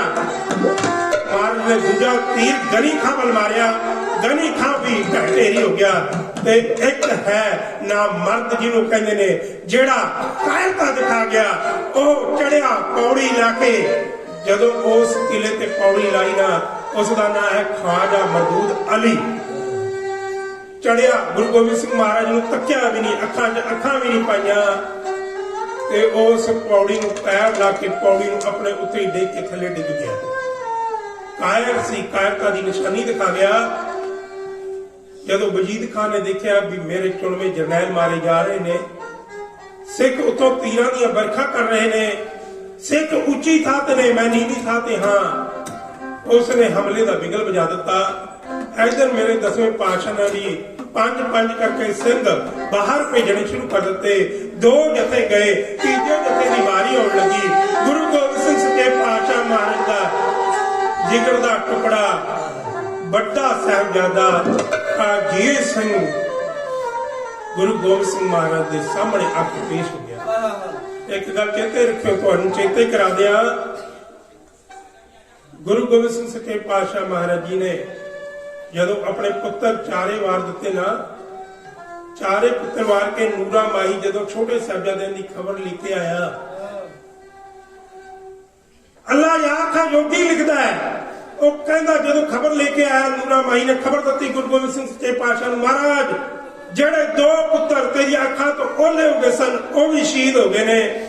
ਗੁਰੂ ਗੋਬਿੰਦ ਸਿੰਘ ਮਹਾਰਾਜ ਨੇ ਉਸ ਸਮੇਂ ਉਸ ਅੱਲਾ ਦਾ, ਉਸ ਖੁਦਾ ਦਾ, ਉਸ ਵਾਹਿਗੁਰੂ ਦਾ ਸ਼ੁਕਰ ਕੀਤਾ ਸੀ, हे ਪ੍ਰਮਾਤਮਾ, ਜੇ ਤੂੰ ਮੈਨੂੰ 1000 ਪੁੱਤਰ ਵੀ ਦੇ ਦਿੰਦਾ ਨਾ, ਮੈਂ 1000 ਪੁੱਤਰ ਵੀ ਤੇਰੇ ਉੱਤੇ ਕੁਰਬਾਨ ਕਰ ਦਿੰਦਾ। ਤੂੰ ਮੈਨੂੰ 4 ਦਿੱਤੇ, ਚਾਰੇ ਪੁੱਤਰ ਤੇਰੇ ਦਿੱਤੇ ਹੋਏ ਸਨ, ਮੈਂ ਤੇਰੇ ਉੱਤੇ ਕੁਰਬਾਨ ਕਰ ਦਿੱਤੇ। हे ਬਖਸ਼ੰਦ, हे ਅੱਲਾ, हे ਵਾਹਿਗੁਰੂ, हे ਕਾਲ ਪੁਰਖ, ਤੇਰੀ ਹੋਈ ਦਿੱਤੀ ਹੋਈ ਹਰ ਇੱਕ ਦੇਣ ਮੈਂ ਤੇਰੇ ਉੱਤੇ ਨਿਸ਼ਾਵਰ ਕਰਨ ਲਈ ਵਚਨਬੱਧ। ਗੱਜ ਕੇ ਆਖੋ ਸਤਨਾਮ ਸ਼੍ਰੀ ਵਾਹਿਗੁਰੂ। ਤੇ ਮਹਾਰਾਜ ਜੀ ਦੇ ਗੁਣ ਅੱਜ ਤੱਕ ਗਾਏ ਜਾਂਦੇ ਨੇ। ਔਰੰਗਜ਼ੇਬ ਨੂੰ ਕੋਈ ਨਹੀਂ ਪੁੱਛਦਾ, ਜਿਸ ਔਰੰਗਜ਼ੇਬ ਨੇ ਹਮਲੇ ਕਰਵਾਏ, ਜਿਸ ਔਰੰਗਜ਼ੇਬ ਨੇ ਸਾਹਿਬਜ਼ਾਦਿਆਂ ਨੂੰ ਨੀਹਾਂ ਵਿੱਚ ਚੁਣਾਇਆ, ਉਸ ਨੂੰ ਕੋਈ ਨਹੀਂ ਪੁੱਛਦਾ। ਔਰੰਗਜ਼ੇਬ ਜਦੋਂ ਮਰਿਆ, ਔਰੰਗਜ਼ੇਬ ਦੀ ਕਬਰ ਤੇ 4 ਆਨੇ 12 ਪੈਸੇ ਖਰਚਾ ਆਇਆ। ਜਿਹੜੇ 12 ਪੈਸੇ ਸਨ ਉਹ ਮਜ਼ਦੂਰਾਂ ਨੂੰ ਦਿੱਤੇ ਗਏ। 4 ਆਨੇ ਉਸ ਦੇ ਜਿਹੜਾ ਜਨਾਜ਼ਾ ਉਠਾਇਆ ਸੀ ਉਸ ਤੇ ਖਰਚਾ ਆਇਆ, ਉਸ ਦੇ ਕਫਨ ਤੇ, ਉਸ ਦੇ ਜਨਾਜ਼ੇ ਨੂੰ ਸਜਾਉਣ ਦੇ ਲਈ ਖਰਚਾ ਆਇਆ। ਤੇ ਸਾਹਿਬਜ਼ਾਦਿਆਂ ਦੇ ਜਦੋਂ ਅੰਤਮ ਸੰਸਕਾਰ ਹੋਏ ਨਾ, 72000 ਮੋਹਰਾਂ ਵਿਛਾਈਆਂ ਗਈਆਂ। ਜਦੋਂ ਚਮਕੌਰ ਸਾਹਿਬਜ਼ਾਦਿਆਂ ਦੇ ਸੰਸਕਾਰ ਹੋਏ, ਉਸ ਸਮੇਂ ਬੜਾ ਖਰਚਾ ਚੱਲਿਆ ਗਿਆ, ਬੜਾ ਖਰਚਾ ਕੀਤਾ ਗਿਆ, ਤਦ ਕਿਤੇ ਜਾ ਕੇ ਸਾਹਿਬਜ਼ਾਦਿਆਂ ਦੀਆਂ ਲਾਸ਼ਾਂ ਨੂੰ ਅੰਤਮ ਸੰਸਕਾਰ ਤੱਕ ਲਿਜਾਇਆ ਗਿਆ। ਸਾਹਿਬਜ਼ਾਦਾ ਅਜੀਤ ਸਿੰਘ ਆਇਆ ਗੁਰੂ ਗੋਬਿੰਦ ਸਿੰਘ ਸੱਚੇ ਪਾਤਸ਼ਾਹ ਮਹਾਰਾਜ ਦੇ ਕੋਲ, ਗਲ ਦੇ ਅੰਦਰ ਪੱਲਾ ਪਾਇਆ, ਪੱਲਾ ਪਾ ਕੇ ਕਹਿਣ ਲੱਗਾ, ਪਾਤਸ਼ਾਹ 2 ਜਥੇ ਚਲੇ ਗਏ ਨੇ, ਹੁਣ ਤੁਸੀਂ ਮੈਨੂੰ ਆਗਿਆ ਦਿਓ, ਮੈਂ ਵੀ ਮੈਦਾਨੇ ਜੰਗ ਦੇ ਅੰਦਰ ਜੂਝ ਕੇ, ਮੈਦਾਨੇ ਜੰਗ ਦੇ ਅੰਦਰ ਲੜਾਈ ਲੜ ਕੇ ਅਜੀਤ ਸਿੰਘ ਬਣ ਕੇ ਇਸ ਅਜੀਤ ਦੇ ਨਾਮ ਨੂੰ ਰੌਸ਼ਨ ਕਰਨਾ ਚਾਹੁੰਦਾ ਹਾਂ। ਮੈਂ ਵੀ ਉਹਨਾਂ ਵੀਰਾਂ ਵਾਂਗ, ਉਹਨਾਂ ਸੂਰਾਂ ਵੀਰਾਂ ਵਾਂਗ ਇਹਨਾਂ ਮੁਗਲਾਂ ਦਾ ਸਾਹਮਣਾ ਕਰਨਾ ਚਾਹੁੰਦਾ ਹਾਂ। हे ਮੇਰੇ ਮਾਲਕ, हे ਪਾਤਸ਼ਾਹ ਗੁਰੂ ਗੋਬਿੰਦ ਸਿੰਘ, ਪਿਤਾ ਜੀਓ ਆਗਿਆ ਦਿਓ, ਤੁਹਾਡਾ पुत्र भी मैदाने जंग के अंदर जाके शहीद होवे। गुरु गोबिंद सिंह महाराज दा लाडला जिगर दा टुकड़ा बाबा अजीत सिंह गल दे अंदर पल्ला पा के अरजोई बेनती जोदड़ी एहो करदा है।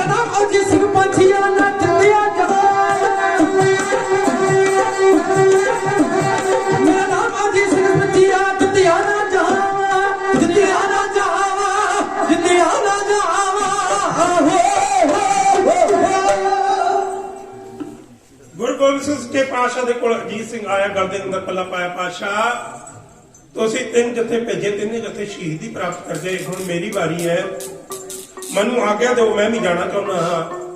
ਗੁਰੂ ਗੋਬਿੰਦ ਸਿੰਘ ਮਹਾਰਾਜ ਕਹਿਣ ਲੱਗੇ, ਅਜੀਤ ਸਿੰਘਾ ਤੂੰ ਆਪ ਆਇਆ, ਬੜੀ ਖੁਸ਼ੀ ਦੀ ਗੱਲ ਹੈ, ਮੈਂ ਤੇਰੇ ਕੋਲ ਨਹੀਂ ਗਿਆ, ਤੂੰ ਆਪ ਆਇਆ, ਬਹੁਤ ਖੁਸ਼ੀ ਦੀ ਗੱਲ ਹੈ। ਬਹੁਤ ਸਤਿਕਾਰਯੋਗ ਹਸਤੀ ਗਿਆਨੀ ਜਸਵਿੰਦਰ ਸਿੰਘ ਜੀ ਸੋਹਲ ਸਾਹਿਬ ਪਹੁੰਚੇ ਨੇ ਇੱਥੇ, ਸੂਰ ਸਾਹਿਬ, ਉਹਨਾਂ ਦਾ ਇੱਥੇ ਆਉਣ ਤੇ ਜੀ ਆਇਆ ਧੰਨਵਾਦ ਕੀਤਾ ਜਾਂਦਾ ਹੈ। ਮੇਰੇ ਤੋਂ ਬਾਅਦ ਉਹਨਾਂ ਨੇ ਸਮਾਂ ਲਾਉਣਾ ਹੈ, ਬਸ ਇੱਕ ਵਾਰ ਕਹਿ ਕੇ ਮੈਂ ਸਮਾਪਤੀ ਕਰ ਦੇਣੀ ਹੈ। ਤੇ ਹੈੱਡ ਗ੍ਰੰਥੀ ਗਿਆਨੀ ਸੁਰਜੀਤ ਸਿੰਘ ਜੀ ਬੇਰ ਸਾਹਿਬ, ਉਹ ਵੀ ਇੱਥੇ ਪਹੁੰਚੇ ਨੇ, ਆਉਣ ਤੇ ਧੰਨਵਾਦ। ਬਹੁਤ ਸਤਿਕਾਰਯੋਗ ਹਸਤੀ ਗੁਰਵਿੰਦਰ ਸਿੰਘ ਜੀ ਜਲਾਲਾਬਾਦੀ, ਸਰੰਗੀ ਮਾਸਟਰ ਸਾਹਿਬ, ਪੰਥ ਦੀ ਸਰਮੌਰ ਦੀ ਮਹਾਨ ਹਸਤੀ ਇੱਥੇ ਪਹੁੰਚੇ ਨੇ, ਧੰਨਵਾਦ ਹੈ ਸਾਰਿਆਂ ਦਾ। ਗੁਰਬਾਜ ਸਿੰਘ ਜੀ ਬਾਗ ਜਿਹੜੇ ਕਿ ਦੀਪ ਸਾਹਿਬ ਦੇ ਜਥੇ ਨਾਲ ਸੇਵਾ ਨਿਭਾ ਰਹੇ ਨੇ, ਉਹਨਾਂ ਦੇ ਸਮੁੱਚੇ ਜਥੇ ਦਾ ਧੰਨਵਾਦ ਹੈ। ਵਾਹਿਗੁਰੂ ਚੜ੍ਹਦੀ ਕਲਾ ਬਖਸ਼ੇ। ਬਾਬਾ ਅਜੀਤ ਸਿੰਘ ਗੁਰੂ ਗੋਬਿੰਦ ਸਿੰਘ ਮਹਾਰਾਜ ਤੋਂ ਆਗਿਆ ਮੰਗਦਾ ਹੈ, ਆਗਿਆ ਦਿਓ, ਮੈਂ ਮੈਦਾਨੇ ਜੰਗ ਦੇ ਅੰਦਰ ਜੂਝਣਾ ਚਾਹੁੰਦਾ। ਗੁਰੂ ਗੋਬਿੰਦ ਸਿੰਘ ਸੱਚੇ ਪਾਤਸ਼ਾਹ ਮਹਾਰਾਜ ਜਾਣਦੇ ਨੇ ਫੌਜ ਬੜੀ ਕਾਫੀ ਬੜੀ ਹੈ। ਤੁਸੀਂ ਪਹਿਲਾਂ ਸੁਣਿਆ ਸੀ ਮੇਰੇ ਤੋਂ ਕਰਬਲਾ ਦਾ ਮੈਦਾਨ ਬਣਿਆ ਚਮਕੌਰ ਸਾਹਿਬ, ਅੱਜ ਕਰਬਲਾ ਦੇ ਮੈਦਾਨ ਦੇ ਅੰਦਰ ਬਰਾਬਰ ਦੀ ਜੰਗ ਸੀ। ਕਰਬਲਾ ਦੇ ਮੈਦਾਨ ਦੇ ਅੰਦਰ ਦੋਨਾਂ ਫੌਜਾਂ ਬਰਾਬਰ ਦੀਆਂ ਸਨ, ਉਹਨਾਂ ਫੌਜਾਂ ਦੀ ਗਿਣਤੀ ਬਰਾਬਰ ਦੀ ਸੀ, ਪਰ ਇਸ ਮੈਦਾਨੇ ਜੰਗ ਦੇ ਅੰਦਰ ਗਿਣਤੀ ਬਰਾਬਰ ਨਹੀਂ। ਇੱਕ ਪਾਸੇ ਬੇਸ਼ੁਮਾਰ ਫੌਜ ਤੇ ਦੂਜੇ ਪਾਸੇ ਗਿਣਤੀ ਦੇ ਚੁਣਵੇਂ ਸਿੰਘ, ਜਿਹੜੇ ਮੈਦਾਨੇ ਜੰਗ ਦੇ ਅੰਦਰ ਜੂਝਣਾ ਚਾਹੁੰਦੇ ਨੇ, ਮਰਨਾ ਚਾਹੁੰਦੇ ਨੇ, ਸ਼ਹੀਦੀ ਪ੍ਰਾਪਤ ਕਰਨਾ ਚਾਹੁੰਦੇ ਨੇ। ਇੱਕ ਪਾਸੇ ਕਰਬਲਾ ਦੇ ਮੈਦਾਨ ਦੇ ਅੰਦਰ ਜਦੋਂ ਹਾਸ਼ਮ ਨੂੰ ਸ਼ਹੀਦੀ ਦਿੱਤੀ ਗਈ, ਉਸ ਸਮੇਂ ਬੜੇ ਬੜੇ ਪੀਰ ਪੈਗੰਬਰ ਮੁਸਲਮਾਨ ਧਰਮ ਦੇ ਅੱਖਾਂ 'ਚ ਅਥਰੂ ਆ ਗਏ ਸਨ। ਸਾਡਾ ਪੋਤਰਾ ਸ਼ਹੀਦ ਹੋ ਰਿਹਾ ਹੈ, ਉਸਨੇ ਸ਼ਹੀਦ ਹੋ ਜਾਣਾ, ਖਤਮ ਹੋ ਜਾਣਾ, ਮਰ ਜਾਣਾ, ਉਸਨੇ ਇਸ ਜ਼ਿੰਦਗੀ ਤੋਂ ਅਲਵਿਦਾ ਕਹਿ ਜਾਣਾ ਹੈ। ਤੇ ਇੱਥੇ ਗੁਰੂ ਗੋਬਿੰਦ ਸਿੰਘ ਸੱਚੇ ਪਾਤਸ਼ਾਹ ਮਹਾਰਾਜ ਆਪ ਆਪਣੇ ਪੁੱਤਰ ਨੂੰ ਤੋੜਨ ਲੱਗੇ। ਚੇਤੇ ਰੱਖੋ, ਹਿੰਦੂ ਧਰਮ ਦੇ ਅੰਦਰ ਜਦੋਂ ਰਾਜੇ ਰਾਮ ਨੂੰ ਬਨਵਾਸ ਹੋਇਆ ਤਾਂ ਰਾਜਾ ਦਸ਼ਰਥ ਕੋਠੇ ਤੇ ਚੜ ਗਿਆ, ਮਹਿਲ ਤੇ ਆਪਣੇ ਪੁੱਤਰ ਨੂੰ ਤੱਕਦਾ ਰਿਹਾ। ਜਦੋਂ ਉਸਦਾ ਪੁੱਤਰ ਉਸਦੀਆਂ ਅੱਖਾਂ ਤੋਂ ਓਲੇ ਹੋ ਗਿਆ, ਉਹ ਦੁੱਖ ਨਾ ਸਹਾਰ ਸਕਿਆ, ਉਸਨੇ ਉਸੇ ਮਹਿਲ ਤੋਂ ਛਾਲ ਮਾਰ ਕੇ ਆਪਣੇ ਪ੍ਰਾਣਾਂ ਦੀ ਆਹੁਤੀ ਦੇ ਦਿੱਤੀ, ਆਪਣੇ ਪ੍ਰਾਣਾਂ ਨੂੰ ਤਿਆਗ ਦਿੱਤਾ। ਪਰ ਗੁਰੂ ਗੋਬਿੰਦ ਸਿੰਘ ਸੱਚੇ ਪਾਤਸ਼ਾਹ ਮਹਾਰਾਜ ਜਾਣਦੇ ਨੇ ਕਿ ਜੇ ਮੈਦਾਨੇ ਜੰਗ ਦੇ ਅੰਦਰ ਮੇਰਾ ਸਾਹਿਬਜ਼ਾਦਾ ਜਾਵੇਗਾ, ਵਾਪਸ ਨਹੀਂ ਆਵੇਗਾ, ਇਹ ਸ਼ਹੀਦੀ ਨੂੰ ਪ੍ਰਾਪਤ ਕਰਕੇ ਆਵੇਗਾ। ਪਰ ਮਹਾਰਾਜ ਨੂੰ ਇਹ ਪਤਾ ਹੈ, ਇਸ ਨੂੰ ਦੇਖ ਕੇ ਬੜੇ ਬੜੇ ਯੋਧੇ ਪੈਦਾ ਹੋਣਗੇ, ਇਹ ਮੈਦਾਨ ਬਣੇਗਾ ਸੱਚਮੁੱਚ ਹੀ ਕਰਬਲਾ ਦਾ। ਇਸ ਕਰਬਲਾ ਦੇ ਮੈਦਾਨ ਤੋਂ ਬਾਅਦ ਅਜਿਹਾ ਜੋਸ਼ ਉੱਠੇਗਾ, ਅਜਿਹਾ ਅੱਗ ਉੱਠੇਗੀ, ਜਿਸ ਅੱਗ ਨੂੰ ਬੁਝਾਉਣ ਵਾਸਤੇ ਇਸ ਜ਼ਾਲਮ ਸਰਕਾਰ ਦੇ ਕੋਲ ਕੋਈ ਵੀ ਤਰੀਕਾ, ਕੋਈ ਤੌਰ ਨਹੀਂ ਹੋਵੇਗਾ। ਮਹਾਰਾਜ ਨੇ ਆਪਣੇ ਪੁੱਤਰ ਨੂੰ ਆਗਿਆ ਦਿੱਤੀ, ਸੀਨੇ ਦੇ ਨਾਲ ਲਾਇਆ, ਘੁੱਟ ਕੇ ਜੱਫੀ ਪਾਈ। ਅਜੀਤ ਸਿੰਘ ਕਹਿਣ ਲੱਗਿਆ, ਦੇਖੋ ਇੱਕ ਲਖਾਰੀ ਨੇ ਬੜਾ ਦਰਦ ਭਿੰਨਾ ਸੀਨ ਉਰੇ ਬਿਆਨ ਕੀਤਾ। ਉਹ ਕਹਿੰਦਾ ਜਦੋਂ ਅਜੀਤ ਸਿੰਘ ਜਾਣ ਲੱਗਿਆ ਨਾ, ਅਜੀਤ ਸਿੰਘ ਨੇ ਆਪਣੇ ਪਿਤਾ ਨੂੰ ਪਿੱਛੇ ਮੁੜ ਕੇ ਦੇਖਿਆ, ਆਗਿਆ ਲੈ ਲਈ, ਹੁਕਮ ਹੋਇਆ ਜਾਓ ਮੈਦਾਨੇ ਜੰਗ ਦੇ ਅੰਦਰ ਜੂਝ ਮਰੋ। ਤੈਨੂੰ ਦੇਖ ਕੇ ਬੜੇ ਬੜੇ ਨੌਜਵਾਨ ਇਸ ਮੈਦਾਨੇ ਜੰਗ ਦੇ ਅੰਦਰ ਜੂਝਣ ਵਾਸਤੇ, ਮਰਨ ਵਾਸਤੇ, ਮੌਤ ਦੇ ਪਰਵਾਨੇ ਹੋਣ ਵਾਸਤੇ ਤਿਆਰ ਹੋਣਗੇ। ਅਜੀਤ ਸਿੰਘ ਆਗਿਆ ਲੈ ਕੇ ਜਦੋਂ ਤੁਰਨ ਲੱਗਿਆ, ਉਸਨੇ ਪਿੱਛੇ ਆਪਣੇ ਪਿਤਾ ਵੱਲ ਨੂੰ ਮੁੜ ਕੇ ਦੇਖਿਆ, ਅੱਖਾਂ ਦੇ ਵਿੱਚੋਂ ਅਥਰੂ ਸਨ। ਕਹਿਣ ਲੱਗਿਆ, ਪਿਤਾ ਜੀ ਮੈਂ ਇੱਕ ਵਾਰ ਆਪਣੇ ਭਰਾ ਨੂੰ ਜੱਫੀ ਪਾਉਣਾ ਚਾਹੁੰਦਾ, ਬਾਬਾ ਜੁਝਾਰ ਸਿੰਘ ਨੂੰ। ਦੇਖੋ ਭਰਾਵਾਂ ਦਾ ਆਪਸੀ ਪਿਆਰ ਕਿੰਨਾ ਹੈ। ਅਜੀਤ ਸਿੰਘ ਦੇ ਅੱਖਾਂ ਤੋਂ ਅਥਰੂ ਨੇ ਵਿਛੋੜੇ ਦੇ ਨਹੀਂ। ਕਹਿਣ ਲੱਗਿਆ ਮੈਂ ਆਪਣੇ ਭਰਾ ਨੂੰ ਜੱਫੀ ਪਾਉਣਾ ਚਾਹੁੰਦਾ। ਪਿਤਾ ਜੀ ਇੱਕ ਵਾਰ ਮੈਨੂੰ ਮੇਰੇ ਭਰਾ ਜੁਝਾਰ ਸਿੰਘ ਨੂੰ ਜੱਫੀ ਪਾ ਦੇਣ ਆ ਲੈਣ ਦਿਓ। ਵਾਪਸ ਮੁੜ ਕੇ ਆਇਆ ਅਜੀਤ ਸਿੰਘ। ਵੀਰ ਜੁਝਾਰ ਸਿੰਘ ਛੋਟਾ ਹੈ, ਉਸ ਨੂੰ ਕੁੱਟ ਕੇ ਗਲਵੱਕੜੀ ਦੇ ਅੰਦਰ ਲਿਆ। ਗਲਵੱਕੜੀ ਦੇ ਅੰਦਰ ਲੈ ਕੇ ਕੁੱਟ ਕੇ ਕਿਹਾ, ਜੁਝਾਰ ਸਿੰਘਾ ਘਬਰਾਵੀਂ ਨਾ, ਡੋਲੀ ਨਾ ਵੀਰਨਾ, ਤੂੰ ਵੀ ਮੇਰੇ ਨਾਲ ਹੀ ਆਉਣਾ ਹੈ। ਜੁਝਾਰ ਸਿੰਘ ਕਹਿਣ ਲੱਗਿਆ, ਵੀਰ ਜੀ ਮੈਨੂੰ ਨਾਲ ਕਿਉਂ ਨਹੀਂ ਲੈ ਕੇ ਜਾ ਰਹੇ, ਮੈਂ ਤਾਂ ਤੁਹਾਡੇ ਨਾਲ ਜਾਣਾ। ਵੀਰ ਨਾ, ਤੇਰਾ ਜਨਮ ਮੇਰੇ ਤੋਂ ਬਾਅਦ ਹੋਇਆ ਹੈ ਤੇ ਤੂੰ ਆਵੇਂਗਾ ਵੀ ਮੇਰੇ ਤੋਂ ਬਾਅਦ ਚ। ਗੱਜ ਕੇ ਆਖੋ ਸਤਨਾਮ ਸ਼੍ਰੀ। ਪਰ ਸੱਚਖੰਡ ਦੀਆਂ ਪੌੜੀਆਂ ਦੋਨੇ ਭਰਾ ਇਕੱਠੇ ਟੱਪਾਂਗੇ। ਮੈਂ ਤੇਰੀ ਉਡੀਕ ਕਰਾਂਗਾ ਸੱਚਖੰਡ ਦੀਆਂ ਪੌੜੀਆਂ ਦੇ ਬਾਹਰ ਖੜ ਕੇ। ਗੱਜ ਕੇ ਆਖੋ ਸਤਨਾਮ ਸ੍ਰੀ ਵਾਹਿਗੁਰੂ। ਤੇ ਜੁਝਾਰ ਸਿੰਘ ਕਹਿਣ ਲੱਗਿਆ, ਵੀਰ ਜੀ ਮਨ ਦੇ ਅੰਦਰ ਚਿੱਤ ਦੇ ਅੰਦਰ ਮੇਰੀ ਯਾਦ ਨੂੰ ਨਾ ਵਸਾਇਓ, ਡੋਲਿਓ ਨਾ, ਘਬਰਾਇਓ ਨਾ। ਅਜੀਤ ਸਿੰਘ ਕਹਿਣ ਲੱਗਾ, ਜੁਝਾਰ ਸਿੰਘਾ ਡੋਲੀ ਤੂੰ ਨਾ, ਤੂੰ ਮੇਰੇ ਤੋਂ ਛੋਟਾ ਹੈ, ਘਬਰਾ ਨਾ ਜਾਈਂ। ਕਿਤੇ ਮੇਰੀ ਮੌਤ ਨੂੰ, ਕਿਤੇ ਮੇਰੀ ਸ਼ਹੀਦੀ ਨੂੰ ਤੱਕ ਕੇ ਡੋਲ ਨਾ ਜਾਈਂ। ਕਿਤੇ ਤੇਰਾ ਹਿਰਦਾ ਘਬਰਾ ਨਾ ਜਾਵੇ, ਕਿਤੇ ਤੇਰੇ ਹਿਰਦੇ ਚੋਂ ਅਥਰੂ ਨਾ ਨਿਕਲ ਜਾਣ। ਜੁਝਾਰ ਸਿੰਘ ਕਹਿਣ ਲੱਗਿਆ, ਨਹੀਂ ਵੀਰ ਜੀ ਮੈਂ ਡੋਲਾਂਗਾ ਨਹੀਂ, ਘਬਰਾਵਾਂਗਾ ਨਹੀਂ, ਤੁਹਾਡੀ ਸ਼ਹੀਦੀ ਨੂੰ ਯਾਦ ਰੱਖਾਂਗਾ, ਤੁਹਾਡੇ ਦੱਸੇ ਹੋਏ ਰਾਹ ਤੇ ਚੱਲਾਂਗਾ। ਫਿਰ ਫਤਿਹ ਬੁਲਾਈ ਪਾਤਸ਼ਾਹ ਨੂੰ ਤੁਰ ਪਿਆ, ਘੋੜੇ ਤੇ ਹੋਇਆ ਸਵਾਰ, ਪਹੁੰਚ ਗਿਆ ਜਿਸ ਥਾਂ ਤੇ ਦਰਵਾਜ਼ਾ ਸੀ, ਦਰਵਾਜ਼ੇ ਨੂੰ ਪਾਰ ਕਰ ਗਿਆ। ਸਿੰਘਾਂ ਨੇ ਰੋਕ ਲਿਆ, ਕਹਿਣ ਲੱਗੇ, ਅਸੀਂ ਬਾਬੇ ਅਜੀਤ ਸਿੰਘ ਨੂੰ ਜਾਣ ਨਹੀਂ ਦੇਣਾ, ਅਸੀਂ ਸਾਹਿਬਜ਼ਾਦੇ ਨੂੰ ਜੰਗ ਦੇ ਮੈਦਾਨ ਦੇ ਅੰਦਰ ਸ਼ਹੀਦ ਨਹੀਂ ਹੋਣ ਦੇਣਾ। ਗੁਰੂ ਗੋਬਿੰਦ ਸਿੰਘ ਪਾਤਸ਼ਾਹ ਨੇ ਹੁਕਮ ਦਿੱਤਾ, ਸਿੰਘੋ ਆਗਿਆ ਲੈ ਕੇ ਆਇਆ ਅਜੀਤ ਸਿੰਘ, ਇਸ ਨੂੰ ਰੋਕੋ ਨਾ, ਲੋਕ ਸਮਝਣਗੇ। ਲੋਕਾਂ ਦੇ ਪੁੱਤ ਮਰਵਾ ਕੇ ਗੁਰੂ ਗੋਬਿੰਦ ਸਿੰਘ ਮਹਾਰਾਜ ਆਪ ਚਮਕੌਰ ਦੀ ਗੜੀ ਦੇ ਅੰਦਰ ਦੇਖਦਾ ਰਿਹਾ। ਜਦੋਂ ਆਪਣੇ ਪੁੱਤਰਾਂ ਦੀ ਵਾਰੀ ਆਈ, ਜਦੋਂ ਆਪਣਾ ਪੁੱਤਰ ਮੈਦਾਨੇ ਜੰਗ ਦੇ ਅੰਦਰ ਭੇਜਣ ਦੀ ਵਾਰੀ ਆਈ, ਗੁਰੂ ਗੋਬਿੰਦ ਸਿੰਘ ਮਹਾਰਾਜ ਦੀਆਂ ਅੱਖਾਂ ਦੇ ਵਿੱਚੋਂ ਅਥਰੂ ਆ ਗਏ ਸਨ। ਮੈਂ ਅਜਿਹਾ ਕੁਝ ਨਹੀਂ ਸੁਣਨਾ ਚਾਹੁੰਦਾ, ਹੁਕਮ ਦੇ ਦਿਓ, ਗੜੀ ਦੇ ਦਰਵਾਜ਼ੇ ਖੋਲ ਦਿਓ ਤਾਂ ਕਿ ਅਜੀਤ ਸਿੰਘ ਮੈਦਾਨੇ ਜੰਗ ਦੇ ਅੰਦਰ ਇਹਨਾਂ ਜ਼ਾਲਮਾਂ ਦੇ ਨਾਲ ਦੋ ਹੱਥ ਕਰ ਸਕੇ। ਅਜੀਤ ਸਿੰਘ ਹੋਇਆ ਘੋੜੇ ਤੇ ਸਵਾਰ, ਉਹਨੇ ਪੜੀ ਵੀਰ ਰਸ ਦੀ ਬਾਣੀ, ਲਖਨ ਮਾਮਾ ਬਾਜਿਓ ਭੈ ਨਿਸ਼ਾਨੇ ਕਾ ਕਹਿ ਤੋਂ ਮੱਜੋ ਸੁਰਮਾ ਆਪ ਜੂਜਨ ਕੋ ਦਾ ਸੂਰਾ ਸੋ ਪਛਾਨੀਏ ਜੋ ਲੜਾ ਦਿਨ ਕੇ ਪੂਜਾ ਪੂਜਾ ਤਮਰੇ ਕਬੂ ਨੂੰ ਛੱਡਾ ਹੈ। ਵੀਰ ਰਸ ਦੀ ਬਾਣੀ ਮੈਦਾਨੇ ਜੰਗ ਦੇ ਅੰਦਰ ਆਲਾ ਹੈ।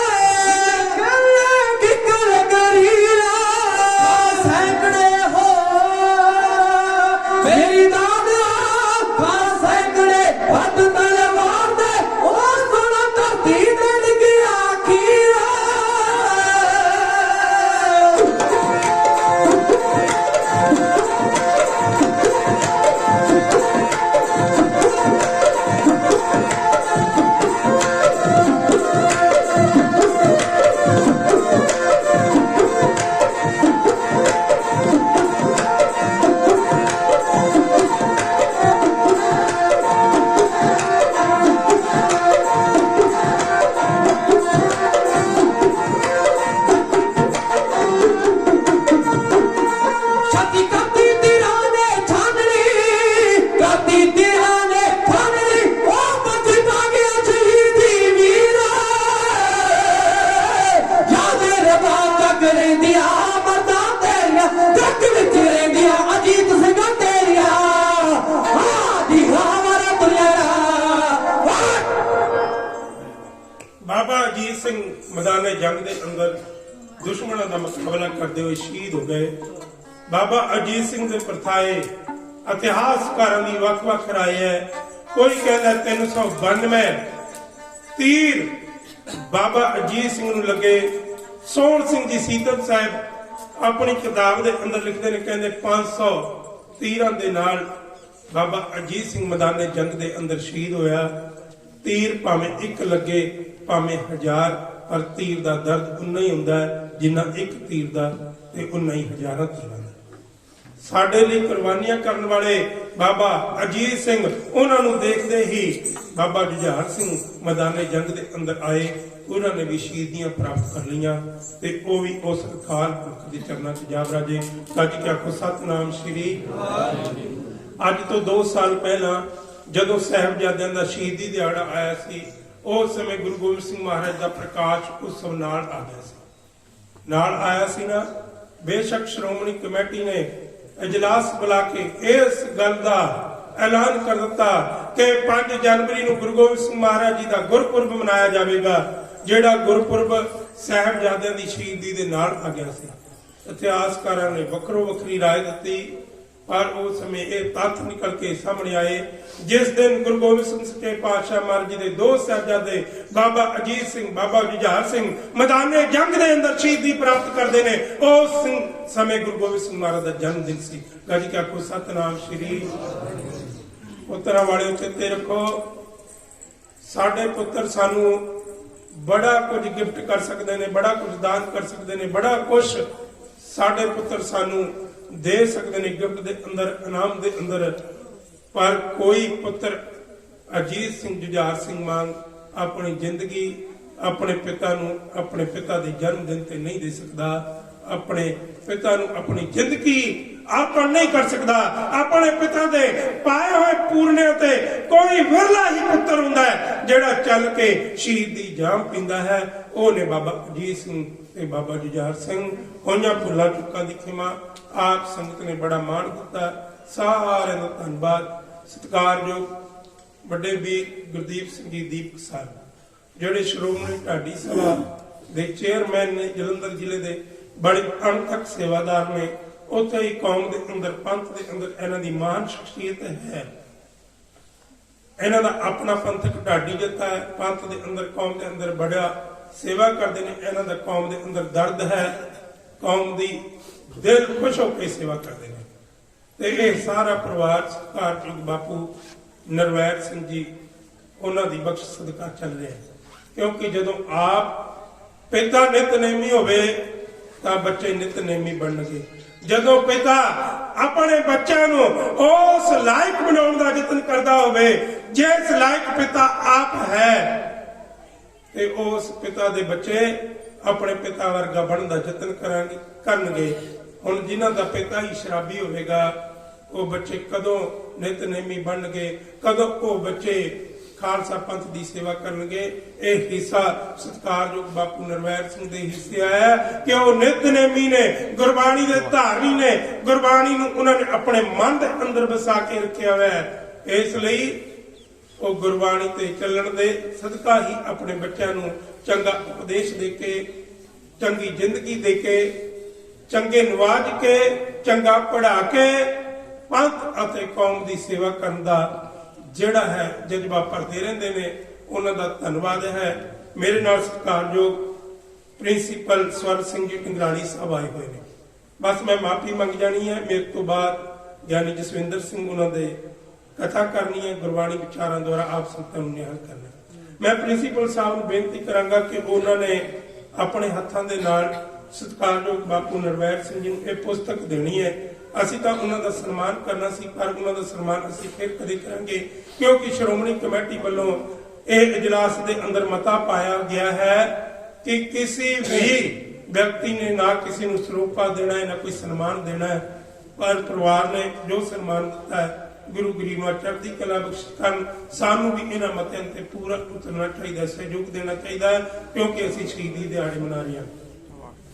ਤੇ ਗੁਰਚਰਨ ਸਿੰਘ ਜੀ ਕੋਕਰੀ ਜੀ, ਉਹ ਵੀ ਢਾਡੀ ਜਥੇ ਦਾ ਮਾਣ ਸਤਿਕਾਰ ਕਰਕੇ ਗਏ ਨੇ। ਉਹਨਾਂ ਨੂੰ ਵੀ ਪੁਸਤਕ ਪ੍ਰਿੰਸੀਪਲ ਸਾਹਿਬ ਦੀ ਆਪਣੀ ਗੁਰਬਾਣੀ ਸਰਲੇਖ ਅਧਿਐਨ ਪੁਸਤਕ ਹੈ, ਜਿਹੜੀ ਉਹਨਾਂ ਨੇ ਆਪ ਲਿਖੀ ਹੈ। ਗੁਰਬਾਣੀ ਦਾ ਅਧਿਐਨ ਜੇ ਕਿਸੇ ਹੋਰ ਨੂੰ ਲੋੜੀਂਦੀ ਹੋਵੇ ਤਾਂ ਉਹ ਲਿਜਾ ਸਕਦਾ ਹੈ। ਇਸ ਪੁਸਤਕ ਦਾ ਕੋਈ ਮੁੱਲ ਨਹੀਂ। ਅਸੀਂ ਹੋਰ ਵੀ ਪੁਸਤਕਾਂ ਪਹੁੰਚਾ ਦੇਵਾਂਗੇ, ਤੁਸੀਂ ਪੜ੍ਹਨ ਦਾ ਯਤਨ ਕਰਿਓ। ਤੇ ਸਮੁੱਚੀ ਸੰਗਤ ਦਾ ਧੰਨਵਾਦ ਹੈ ਜਿਨ੍ਹਾਂ ਨੇ ਢਾਡੀ ਜਥੇ ਨੂੰ ਮਾਣ ਸਤਿਕਾਰ ਦਿੱਤਾ।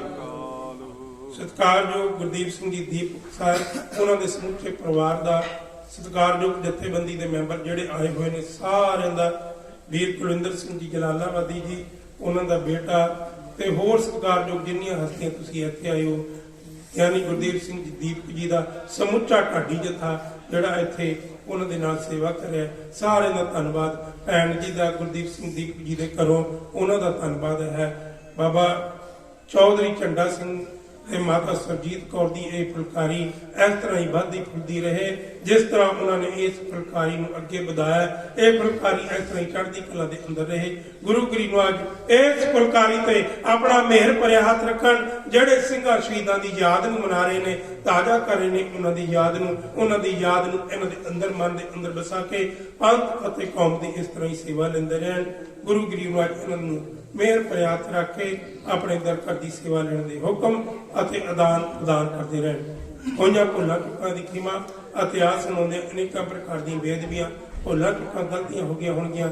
ਆਪ ਸੰਗਤ ਨੇ ਅਣਜਾਣ ਬੱਚੇ ਸੰਗਤ ਤੇ ਮਾਫ ਕਰਨਾ, ਅਰਦਾਸ ਕਰਨੀ ਕਿ ਇਹ ਢਾਡੀ ਜਥਾ ਇਸ ਤਰ੍ਹਾਂ ਹੀ ਕੌਮ ਦੀ ਪੰਥ ਦੀ ਨਿਰਵਿਘਨ ਹੋ ਕੇ ਸੇਵਾ ਭਾਵਨਾ ਕਰਦਾ ਰਹੇ। ਗੁਰੂ ਗਰੀਬ ਨੂੰ ਅੱਜ ਅੱਗੇ ਇਹੀ ਅਰਦਾਸ ਕਰਿਓ। ਦਾਸ ਦੇ ਨਾਲ ਅੱਜ ਢਾਡੀ ਜਥੇ ਦੇ ਅੰਦਰ ਸੇਵਾ ਨਿਭਾ ਰਹੇ ਸਨ ਢਾਡੀ ਕਮਲਜੀਤ ਸਿੰਘ ਜੀ ਮਹਿਮੀ, ਜ਼ਿਲ੍ਹਾ ਫਤਿਹਗੜ੍ਹ ਸਾਹਿਬ, ਨਗਰ ਹੈ ਫਿਰੋਜ਼ਪੁਰ। ਇਸ ਬੱਚੇ ਨੇ ਉਚੇਚੀ ਵਿੱਦਿਆ ਹਾਸਲ ਕੀਤੀ ਹੋਈ ਹੈ। ਇਸ ਬੱਚੇ ਨੇ ਕੰਪਿਊਟਰ ਸਾਇੰਸ ਇੰਜੀਨੀਅਰ ਦਾ ਕੋਰਸ ਕੀਤਾ ਹੋਇਆ ਹੈ, ਉੱਥੇ ਹੀ ਵੈਬ ਡਿਜ਼ਾਈਨਿੰਗ ਦਾ ਕੋਰਸ ਕੀਤਾ ਹੋਇਆ ਹੈ। ਉਚੇਚੀ ਪੜ੍ਹਾਈ ਦੇ ਨਾਲ ਨਾਲ ਛੇਵੇਂ ਪਾਤਸ਼ਾਹ ਦੀ ਇੰਨੀ ਮਿਹਰ ਕਿਰਪਾ ਹੈ, ਇਹ ਬੱਚਾ ਢਾਡੀ ਕਲਾ ਦੇ ਅੰਦਰ ਵੀ ਨਿਪੁੰਨਤਾ ਹਾਸਲ ਕਰ ਰਿਹਾ। ਤੇ ਬਹੁਤ ਸਤਿਕਾਰਯੋਗ ਹਸਤੀ ਢਾਡੀ ਪ੍ਰਿੰਸੀਪਲ ਸਿੰਘ ਜੀ ਪ੍ਰੀਤ, ਇਸ ਬੱਚੇ ਦਾ ਨਗਰ ਹਰਿਦੁਆਰ ਦੇ ਨੇੜੇ ਉੱਤਰਾਖੰਡ ਦੇ ਵਿੱਚ ਨਗਰ ਬਧੌਲਾ ਹੈ। ਤੇ ਇਸ ਬੱਚੇ ਤੇ ਵੀ ਗੁਰੂ ਮਹਾਰਾਜ ਦੀ ਬੜੀ ਕਿਰਪਾ ਹੈ, ਜਿੱਥੇ ਇਹ ਬੱਚਾ ਇਕਨੋਮਿਕਸ ਦੇ ਅੰਦਰ ਪੜ੍ਹਾਈ ਕਰ ਰਿਹਾ ਹੈ, ਅਰਥ ਸ਼ਾਸਤਰੀ ਬਣਨ ਦਾ ਯਤਨ ਕਰ ਰਿਹਾ ਹੈ। ਉੱਥੇ ਇਸ ਬੱਚੇ ਤੇ ਗੁਰੂ ਮਹਾਰਾਜ ਦੀ ਇੰਨੀ ਕਿਰਪਾ ਹੈ, ਛੇਵੇਂ ਪਾਤਸ਼ਾਹ ਨੇ ਆਪਣਾ ਮਿਹਰ ਭਰਿਆ ਹੱਥ ਰੱਖ ਕੇ ਇਸ ਬੱਚੇ ਨੂੰ ਵੀ ਢਾਡੀ ਕਲਾ ਦੇ ਅੰਦਰ ਨਿਪੁੰਨਤਾ ਬਖਸ਼ੀ ਹੈ। ਗੁਰੂ ਗਰੀਬ ਨਿਵਾਜ ਸੱਚੇ ਪਾਤਸ਼ਾਹ ਇਸ ਲਈ ਕਿਰਪਾ ਕਰਨ, ਇਹ ਢਾਡੀ ਕਲਾ ਨਾਲ ਦੋਨੇ ਬੱਚੇ ਇਸ ਤਰ੍ਹਾਂ ਹੀ ਜੁੜੇ ਰਹਿਣ ਅਤੇ ਸਤਿਕਾਰਯੋਗ ਪੰਥ ਦੀ ਕੌਮ ਦੀ ਮਹਾਨ ਹਸਤੀ ਸਰੰਗੀ ਮਾਸਟਰ ਸੁਖਵਿੰਦਰ ਸਿੰਘ ਜੀ ਖਨੌੜਾ, ਨਗਰ ਖਨੌੜਾ, ਜ਼ਿਲ੍ਹਾ ਪਟਿਆਲਾ, ਇਹਨਾਂ ਤੇ ਵੀ ਮਹਾਰਾਜ ਦੀ ਅਪਾਰ ਕਿਰਪਾ ਹੈ। ਸਰੰਗੀ ਦੇ ਅੰਦਰ ਬੜੇ ਮੈਡਲ, ਬੜੇ ਇਨਾਮ ਇਹਨਾਂ ਨੇ ਜਿੱਤੇ ਹੋਏ ਨੇ ਤੇ ਬੜੀਆਂ ਯੂਨੀਵਰਸਿਟੀਆਂ ਦੇ ਅੰਦਰ ਪਾਰਟਿਸਿਪੇਟ ਕਰਦੇ ਨੇ, ਜਜਮੈਂਟ ਕਰਦੇ ਨੇ। गुरु गरीब आज इन्हों भी इस तरह कृपा बनाई रखे। हम रुलते फिरते कोई बात ना पूछता, गुर सत गुर संग किरे हम थापे। तुहाडा अपना ढाडी जथा दास ढाडी ज्ञानी मनिंदर सिंह जी खालसा, नगर पंजोला, जिला रोपड़, आप जी की सेवा के अंदर हाजरी भरे सन। होइयां भुल्लां चुकां दी खिमा। हुण तुहाडी फतेह ने साडे हौसले बुलंद करने ने।